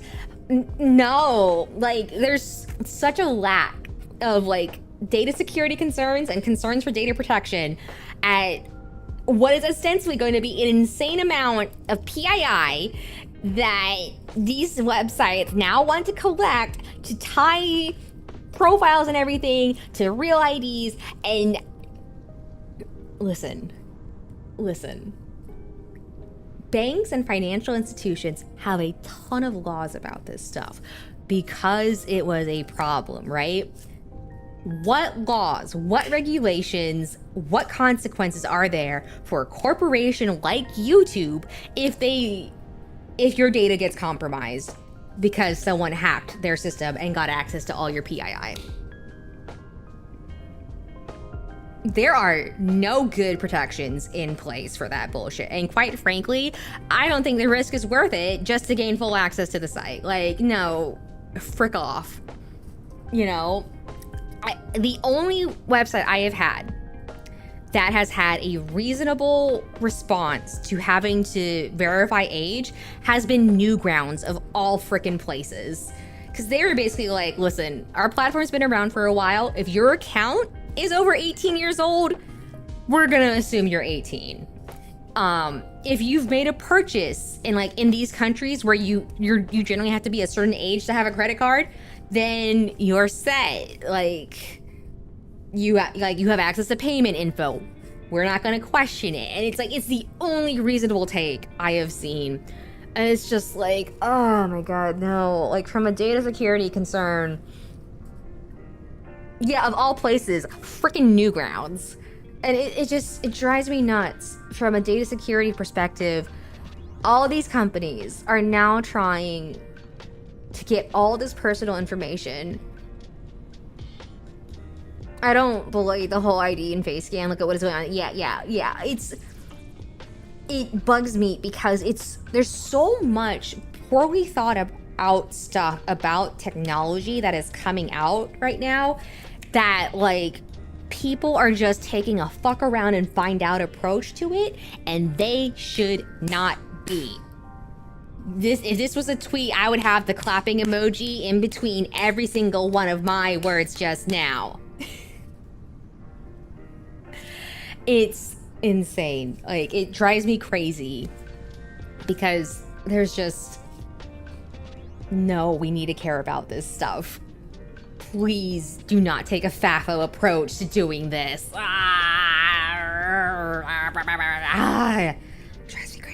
It drives me crazy. I hit the microphone with my glasses. I'm sorry. It bugs me so much, you guys. Oh my god. Like, I think it says a lot that all of these people rush to implement generative AI, and now all these media companies are suddenly being like, actually, this is infringing on our copyrights. And it's like, yeah, no shit. People have been talking about this since, like, the start of generative AI, once we realized where all the data was coming from. It's more frightening in both the UK and China. What's crazy about the China comment, by the way?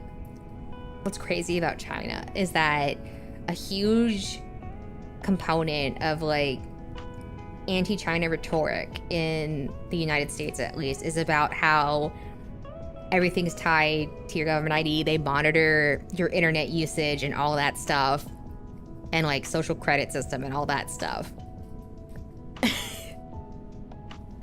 And that's always been a big thing about this is why China bad. And now people are saying we need to implement stuff to tie internet usage to IDs so we can track it and monitor it. And, like, people are making the connection somehow. And I'm just like, wait.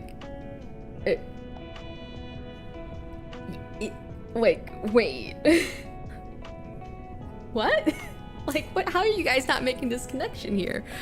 Like, you'll believe a guy who tells you to take horse dewormer to fight off cancer over someone who has actual college degrees in cellular biology and claim they're not qualified to talk to you on the subject?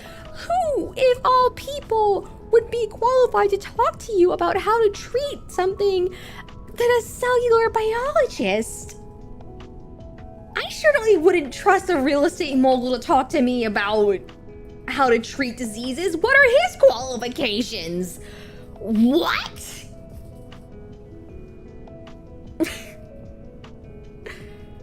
Me watching your social credit crash after liking a Pepe meme. Oh my gosh, yeah. It's just, there's so much about what's happening right now that I have so many concerns about. Like, apparently, for those in the United States, you may not know, for those who are outside of the United States, because we do get some folks from outside of the United States here, and bless you for coming here, I appreciate it. It makes me happy to know that you're here. But for context, for those who are not from the United States, there was a news article I saw today about how they're planning to rename the Department of Defense to the Department of War. One, cannot technically be done through executive order. That has to be done through an act of Congress. Two, not thrilled about the message this sends in general. This Chinese person, the social person thing, it affects the whole family. Oh, interesting. Yeah, so apparently part of the reason why they want to rename it to the Department of War is that it used to be called that and it sounded more aggressive. And I'm just, if I was another country, like if they can't go to private school, can't go train, plane, not allowed to fly out of the country. Oh, wow. It actually does function as a blacklist. Interesting. Yeah, but yeah, so if I was a non-American country, seeing that they are actively trying to rename their armed forces to the Department of War, I would have some security concerns, quite frankly. Just saying. I don't think it's a good idea. It's not a good look for us. And I say this as someone who knows for a fact that that kind of attitude and behavior has earned us more enemies overseas than people realize. Because one of the contracts I worked on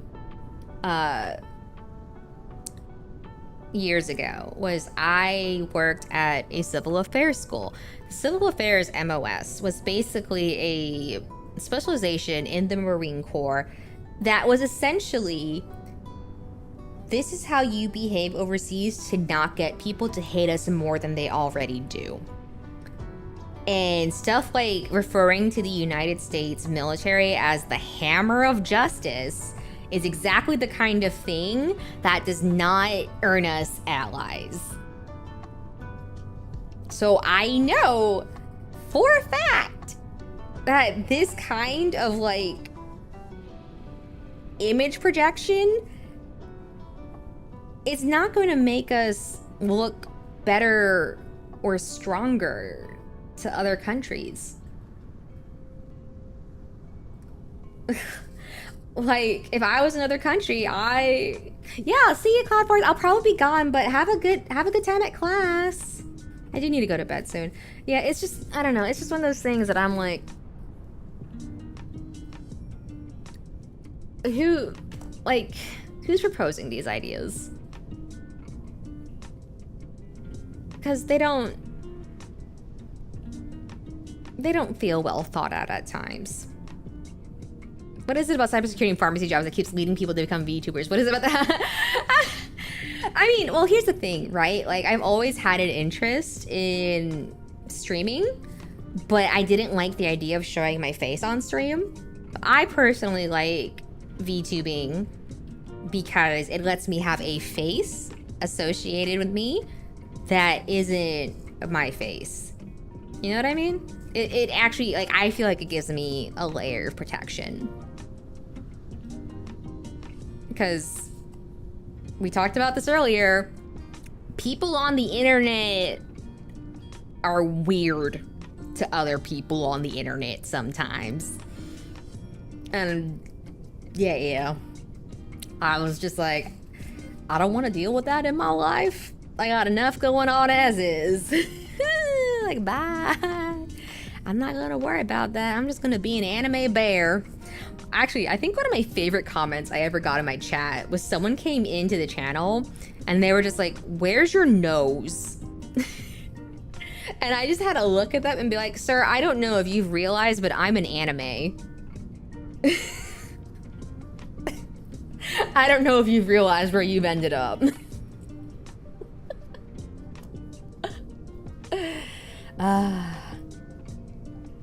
Are there a lot of pharmacists who become VTubers? I feel like I've never heard much about pharmacists and VTubing.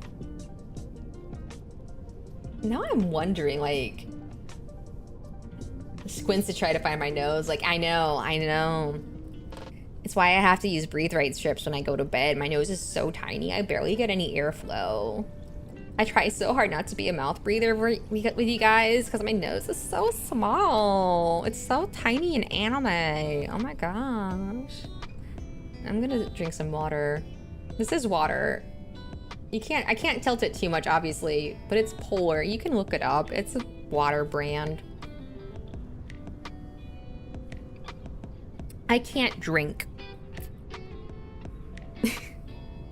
Like, actually, I cannot drink medically. Because it interferes with one of my medications. Like, it's not a good reaction. I should have been a pug. No, I feel so bad for pugs. Pugs are so tragic. Breed standards are really tragic.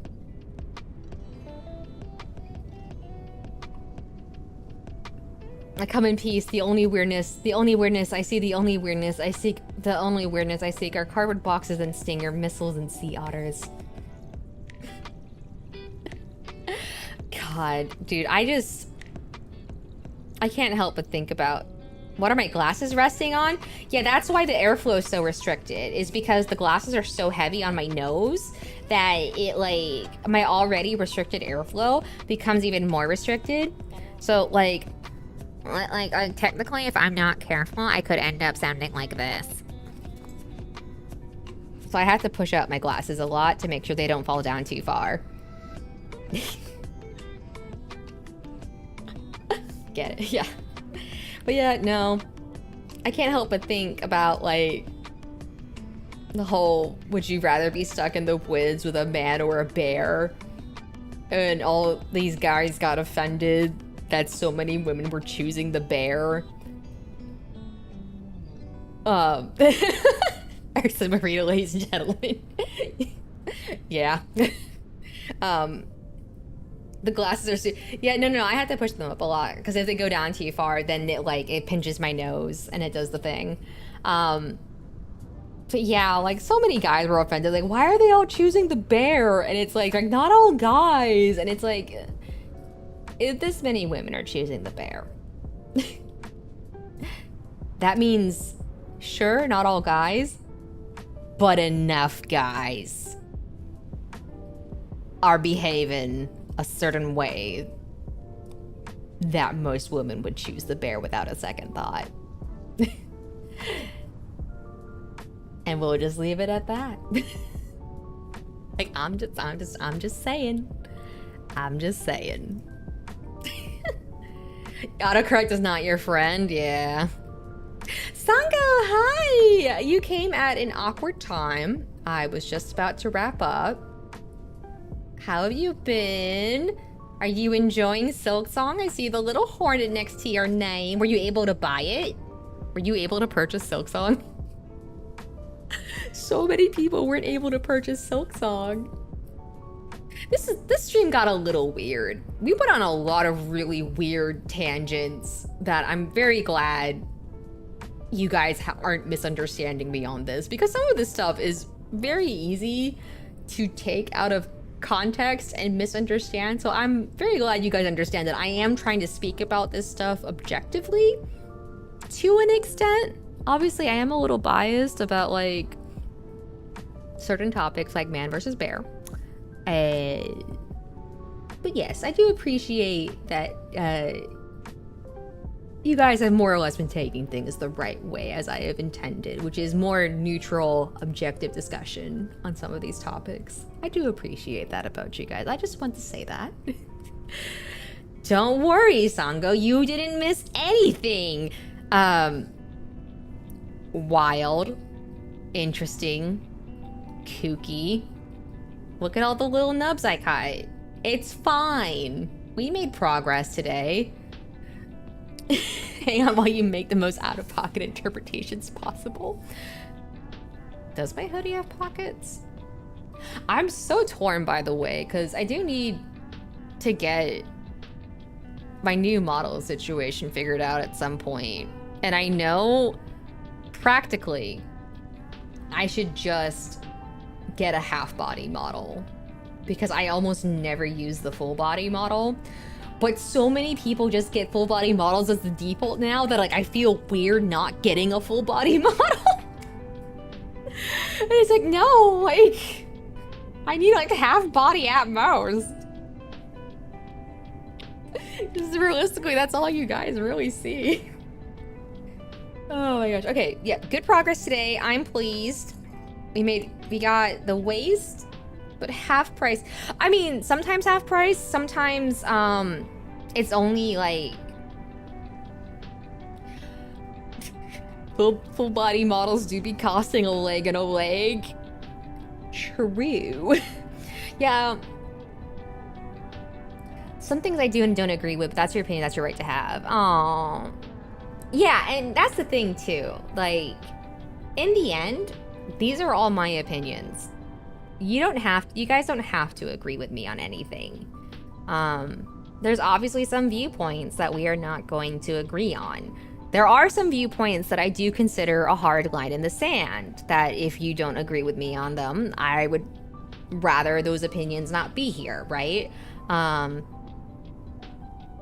Stuff like, you know, hate speech kind of stuff, bigotry. That's a hard line in the sand for me, right? But yeah, no, that's a great point, S. Is like, we're not always going to agree. And that's fine. Yeah, an age of agreeing to disagree. Yeah, I do try to be mindful, but sometimes I am veering really close to topics that can be polarizing. And sometimes I do try to like pull myself back. But also sometimes it's just like, there's some stuff that just drives me crazy. But I think even if we don't disagree at the end of the day, my big hope is that I at least hope I explain myself in a way that you guys can at least understand where I'm coming from with some of this. And I think if we can at least get to that point where we may not agree, but we can at least understand where the other opinion is coming from, I think that's all I could really ask for. Just be grimdark and leave the bottom half as a long cord spine. Oh no, that would be awful. Honestly, I was thinking if I ever get another full body model, I would constantly keep like a pixel sensor over the feet. And just not let anyone ever see the feet. The feet would just be constantly censored. just to be awful with that. I need to move this out of the way now because I don't know if the keyboard's gonna work wireless like it's supposed to.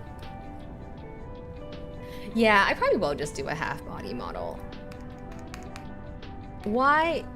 Nothing wrong with that. Yeah, and like I said, I agree that, you know, again, I appreciate that, you know, you guys aren't really like taking these discussions the wrong way, which is nice. It's nice because, like, I know some people don't like to talk about this stuff, but I do try.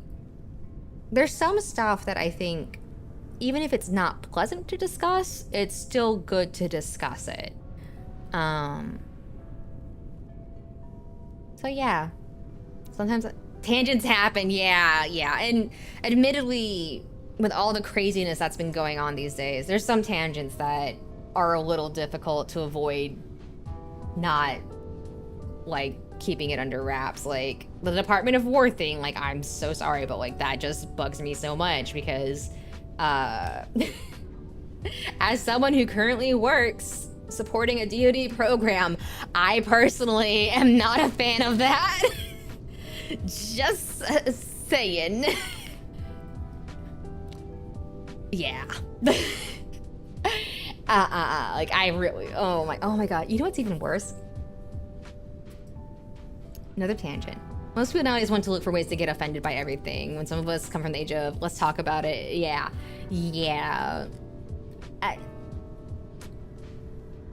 Here's the other thing I don't like about this whole Department of War rename, by the way. There is so much paperwork and account management and all sorts of stuff that's gonna have to be updated, and I genuinely do not trust DOT IT infrastructure to handle something as innocuous as just changing everything to say war instead of defense. If it actually goes through and happens, I genuinely don't know how much shit they're gonna have to do in terms of administrative updates, and just thinking about it is, yeah, like logos, letterheads, like account name systems and all sorts of stuff, and I'm just like, this is why I wonder, like, who proposed this, because you clearly haven't thought some of this through. Like, I don't. The F-47 was named that because a certain someone wanted to celebrate being the 47th president and didn't override on the naming. If that's true, that's wild. On a more positive note, I have something amazing to show you guys. Check out my little duck. I have a duck.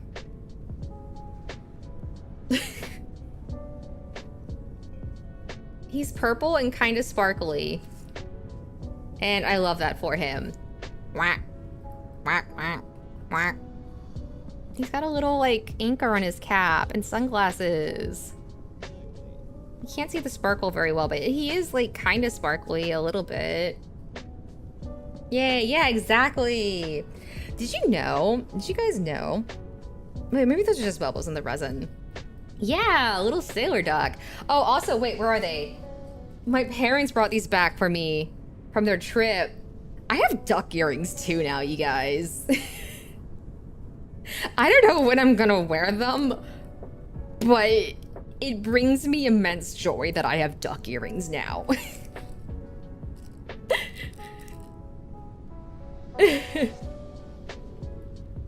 so happy. Like, I have a little duck and I have duck earrings and it's great.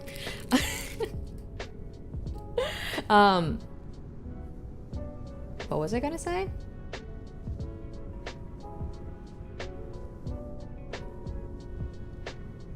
I should wear them for the next duck detective. You're so right. Oh my god. What was I gonna do? You were doing... I don't know where my train of thought went.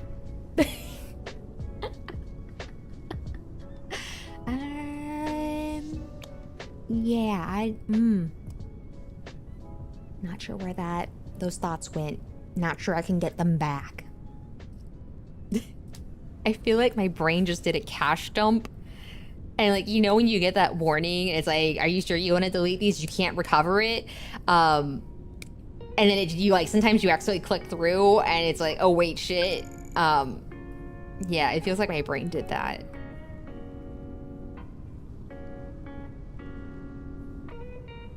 Anyways, I appreciate you guys. Hi. Wait.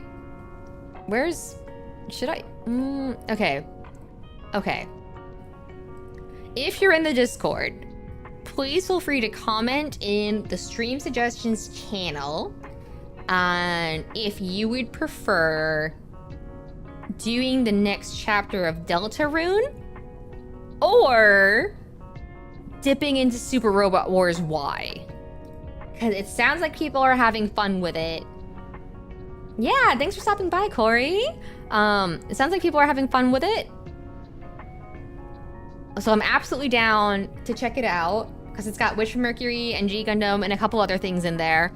But it seems like people are having fun with it. Overall reception has been pretty good.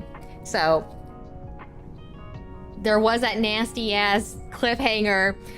Exactly. There's that nasty ass cliffhanger. Oh goodness, I'm suddenly getting very hiccupy. But also, Super Robot Wars is out. I don't know, I'm kind of leaning towards Deltarune. So if your vote's for Deltarune, that's cool. I just know that we all appreciate big robots here. Exactly. We all appreciate a good, sexy robot.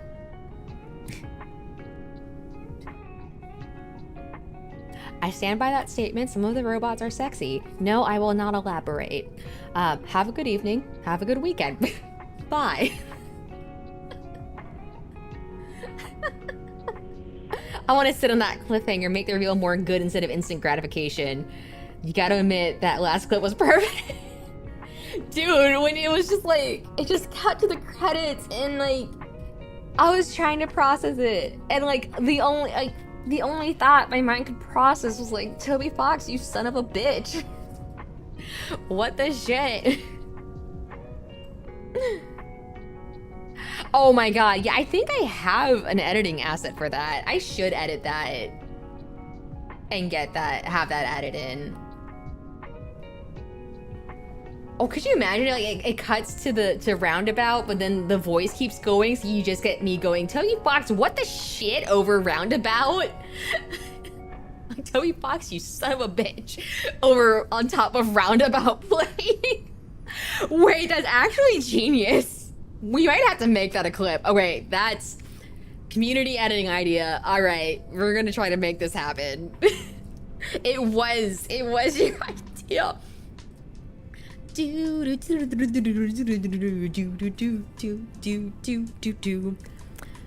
Wait, don't I have an old video I edited that I did something like that? Where is it?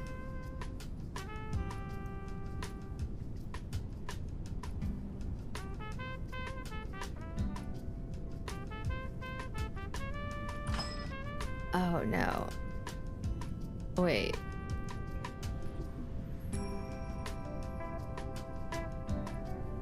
No, not this one.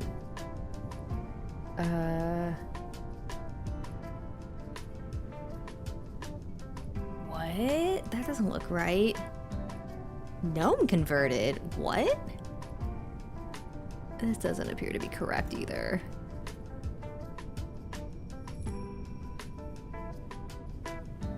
I don't think either of these are right. Oh, yeah, definitely not these. Where is it? Do I not have it? Oh no, I may not have it. Oh man, oh no, I have to have it somewhere, surely. Oh, hang on.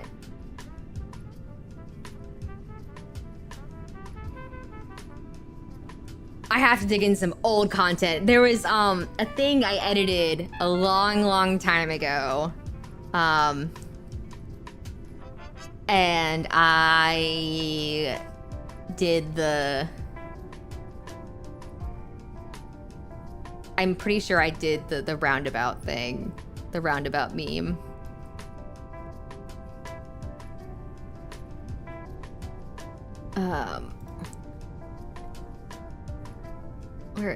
Where did it go?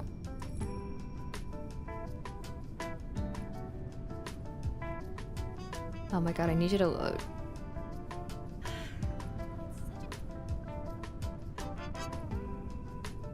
Hang on.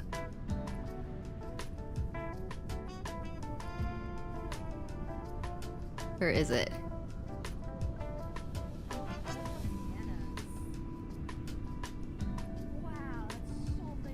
Okay, let me see. Did I?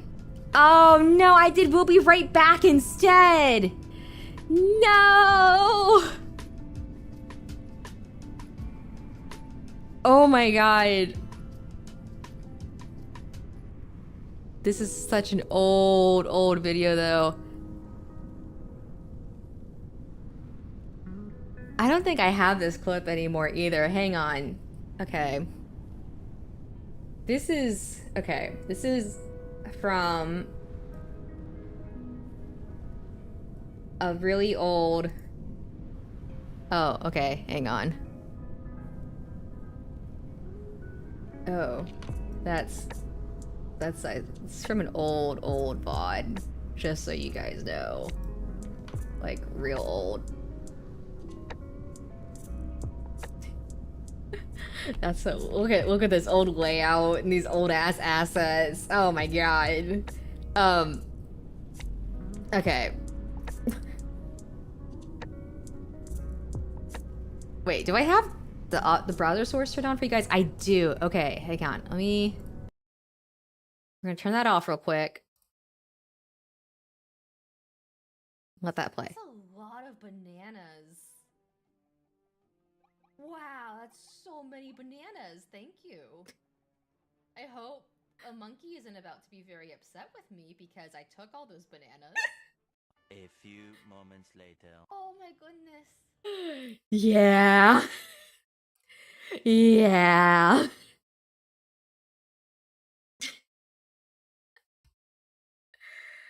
Yep. Yeah. Oh wait, is it Scuff again?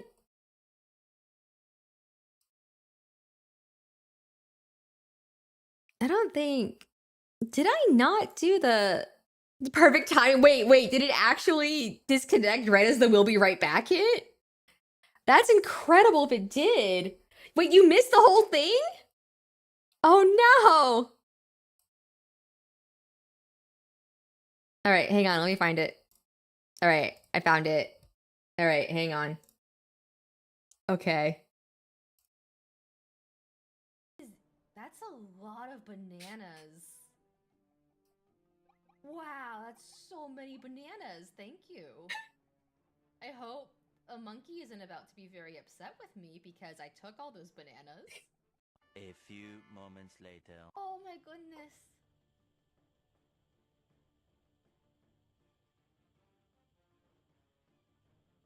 Oh, it is a big monkey, and I took his bananas.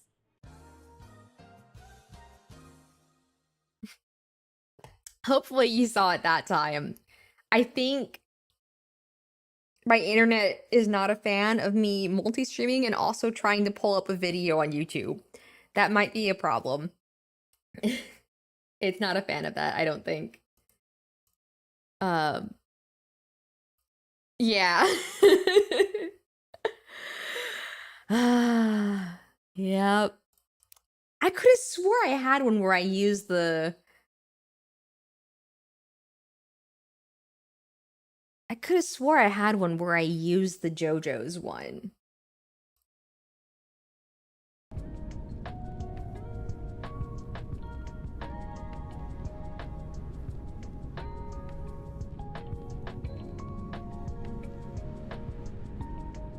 I guess not. I thought I did.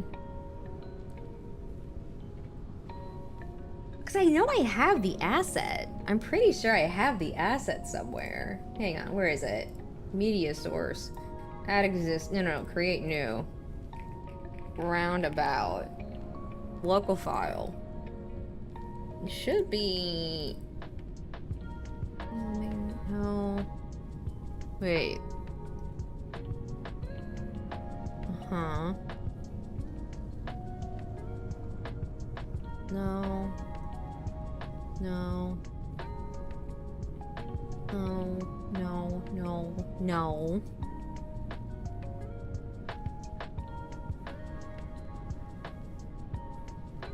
Wait. This may not be the right source type. Hang on. Remove. Add. No, it should be media source. What am I thinking? Right? That's the thing I have for...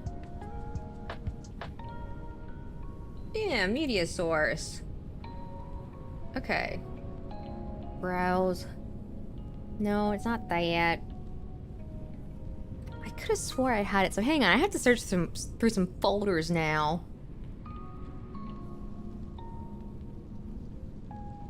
Here we go. Editing. Disasters. No. Not gonna be any of these.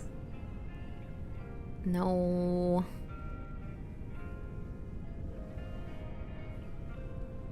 Do I really not? I do have some goofy ones. I have to admit, there are some goofy ones here. All right.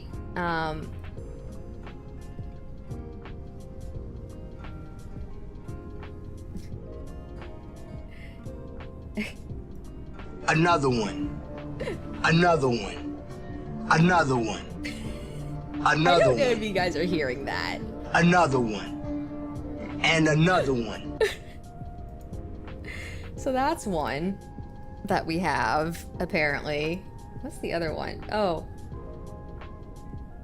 Okay. Yeah, sure. Emotional damage. Yeah. And then of course,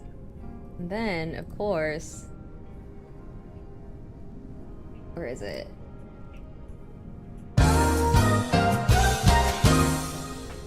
Emotional damage. Do I really not have it somewhere? Sorry, I'm trying to see if I have this somewhere.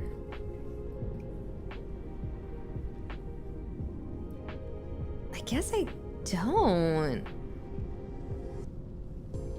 That's so crazy.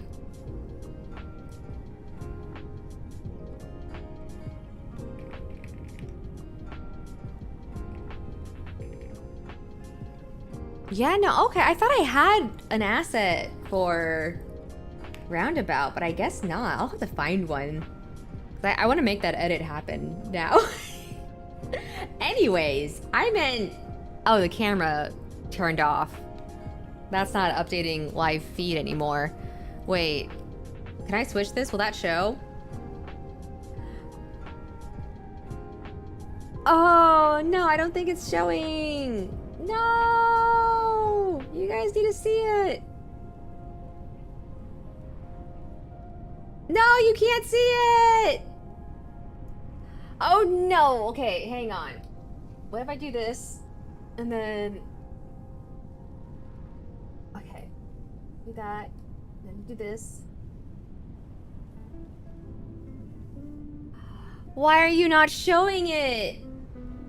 No, why is it not showing? Oh, that's right. You guys don't know about my model. Hang on, where's the button? Where's the button? Do I still have it loaded here? I do. Okay. Are you guys ready to see a model I rigged myself? I actually rigged one of my own models early on. It was a model I got. It was made by someone else, mind you. Are you guys ready?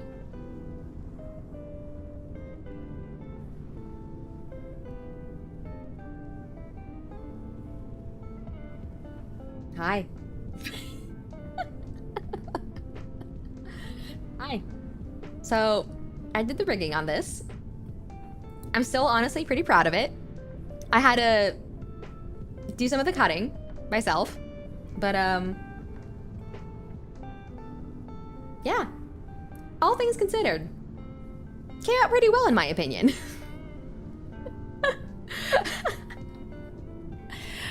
Honestly, I should put this back in the credits because this deserves to be a toggle you guys should get to have. This deserves to be a toggle. You guys deserve this. I need to make this a redeem for you guys. Yeah, it needs to be a redeem. You guys deserve this. Where is... Oh, wait. I need to look something up real quick. Oh, where is it?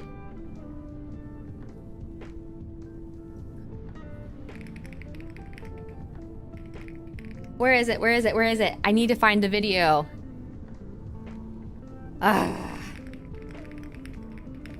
Where is it?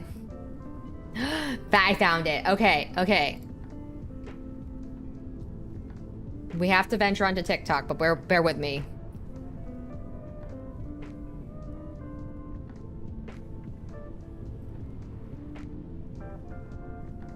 Okay.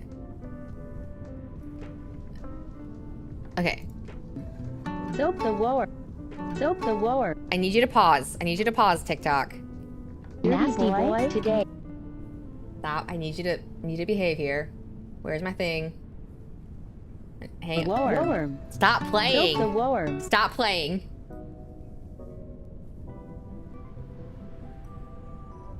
Okay. Pour hot holy water onto your soaked worm. Not too holy now. The worm washer.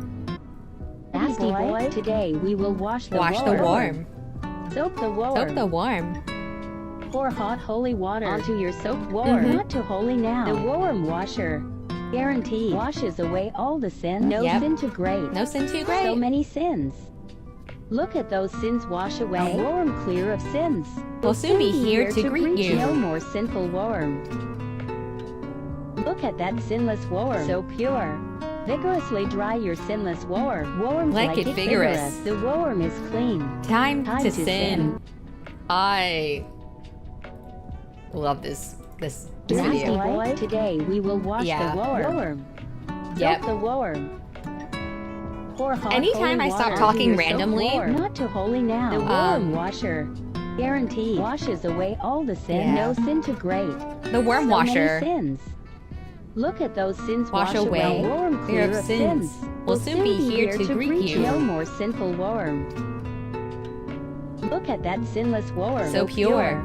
Vigorously dry your sinless worm. Worms like it vigorous. The worm is clean. Time to sin. So I'm just gonna say this. Anytime that I just stop talking, it's probably best to assume that TikTok is just playing in my head at that moment. Yeah. Sometimes that video just plays on repeat in my head, if I'm being honest. Worms like it vigorous. I don't need this text overlay anymore. Where did I put it? Here it is. Yeah, okay. Yeah. So I meant to wrap up stream like 30 minutes ago.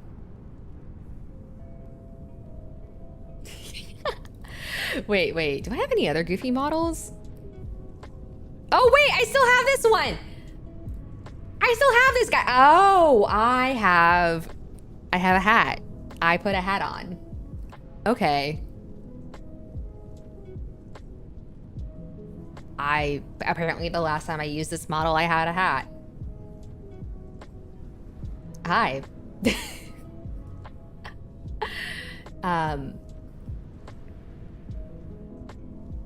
Well then, I guess the hat speaks for itself. Yeah, this was, I don't think they're active on Twitter anymore, but someone was doing like a little chibi puntable comms and I got one. And then like someone else was just like, what if I just did a really quick rig on all of them? So like everyone who got them, they reached out and offered like a jank rigged model to use free of charge. And I was like, oh, hell yeah. Hit me up. Part of me is like, I should take the hat off. And part of me is like, the hat needs to stay. Wait. We can make this better. We can improve this. Where are you? I need to go through all the items in VTube Studio now. Hold on. If I can find it, this will be worth it. That's not what I was looking for. Not what I was hoping for. Not what I was hoping for. Okay. All right, so those are... yeah, we can go with this.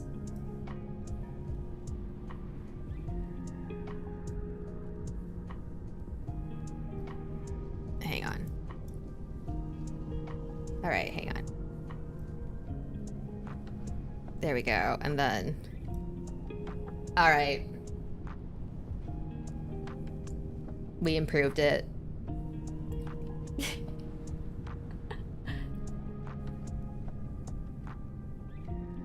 Baller. Do I have anything? What is this one?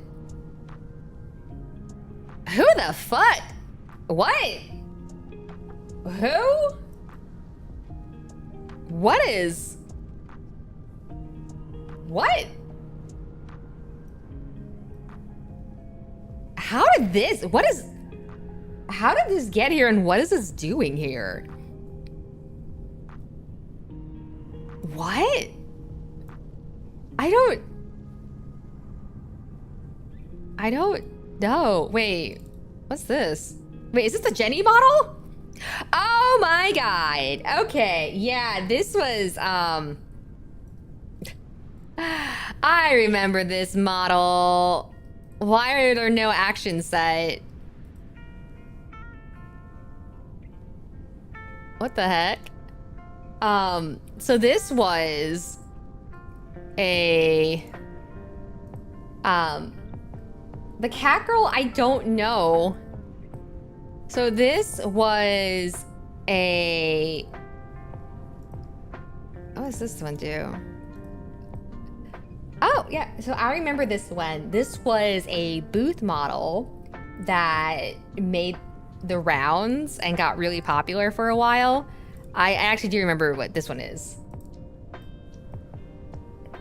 Yeah, the Jenny era. So many VTubers got this model and used it, including me, as you can see here. Yeah, that's right. Oh, the other toggle was for the bottom arm. Oh, okay. Yeah, because it was,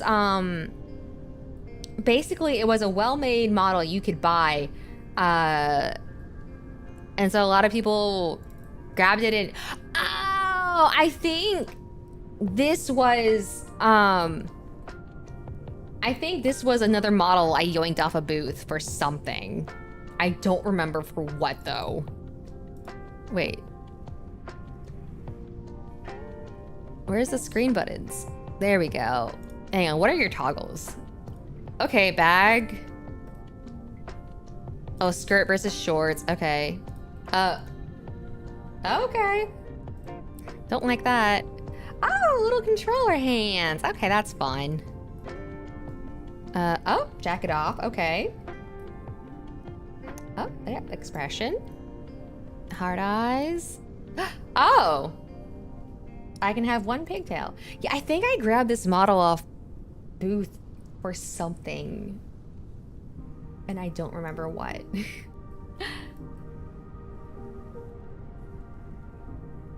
Yeah, nope, don't remember. But I guess I yoinked it for something. Small cat and adult. This is... Wait.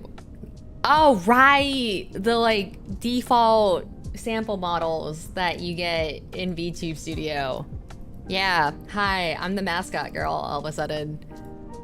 And then... Oh, right! That's right! Speaking of cats. Speaking of becoming a small cat, you actually can become a cat by default. This just comes with VTube Studio. Just so you know. Yeah. Yeah, you can just become a cat. And then there's the OG Nero model before she got her own model. Was actually just a default VTube Studio model. Isn't that crazy? Wait, why is this just titled head? What? Oh, what? What is this? What is... Oh, I remember what this is. This was a file for me to test with when my model was originally getting rigged before I got the V-Bridger stuff done. Oh man, that's right.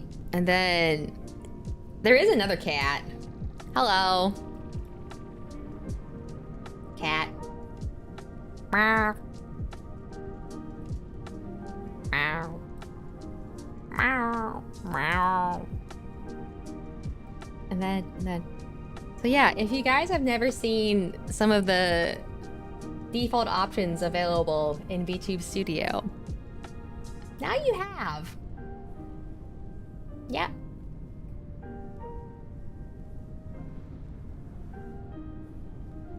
This is just a dog in a bowl. Nothing to worry about.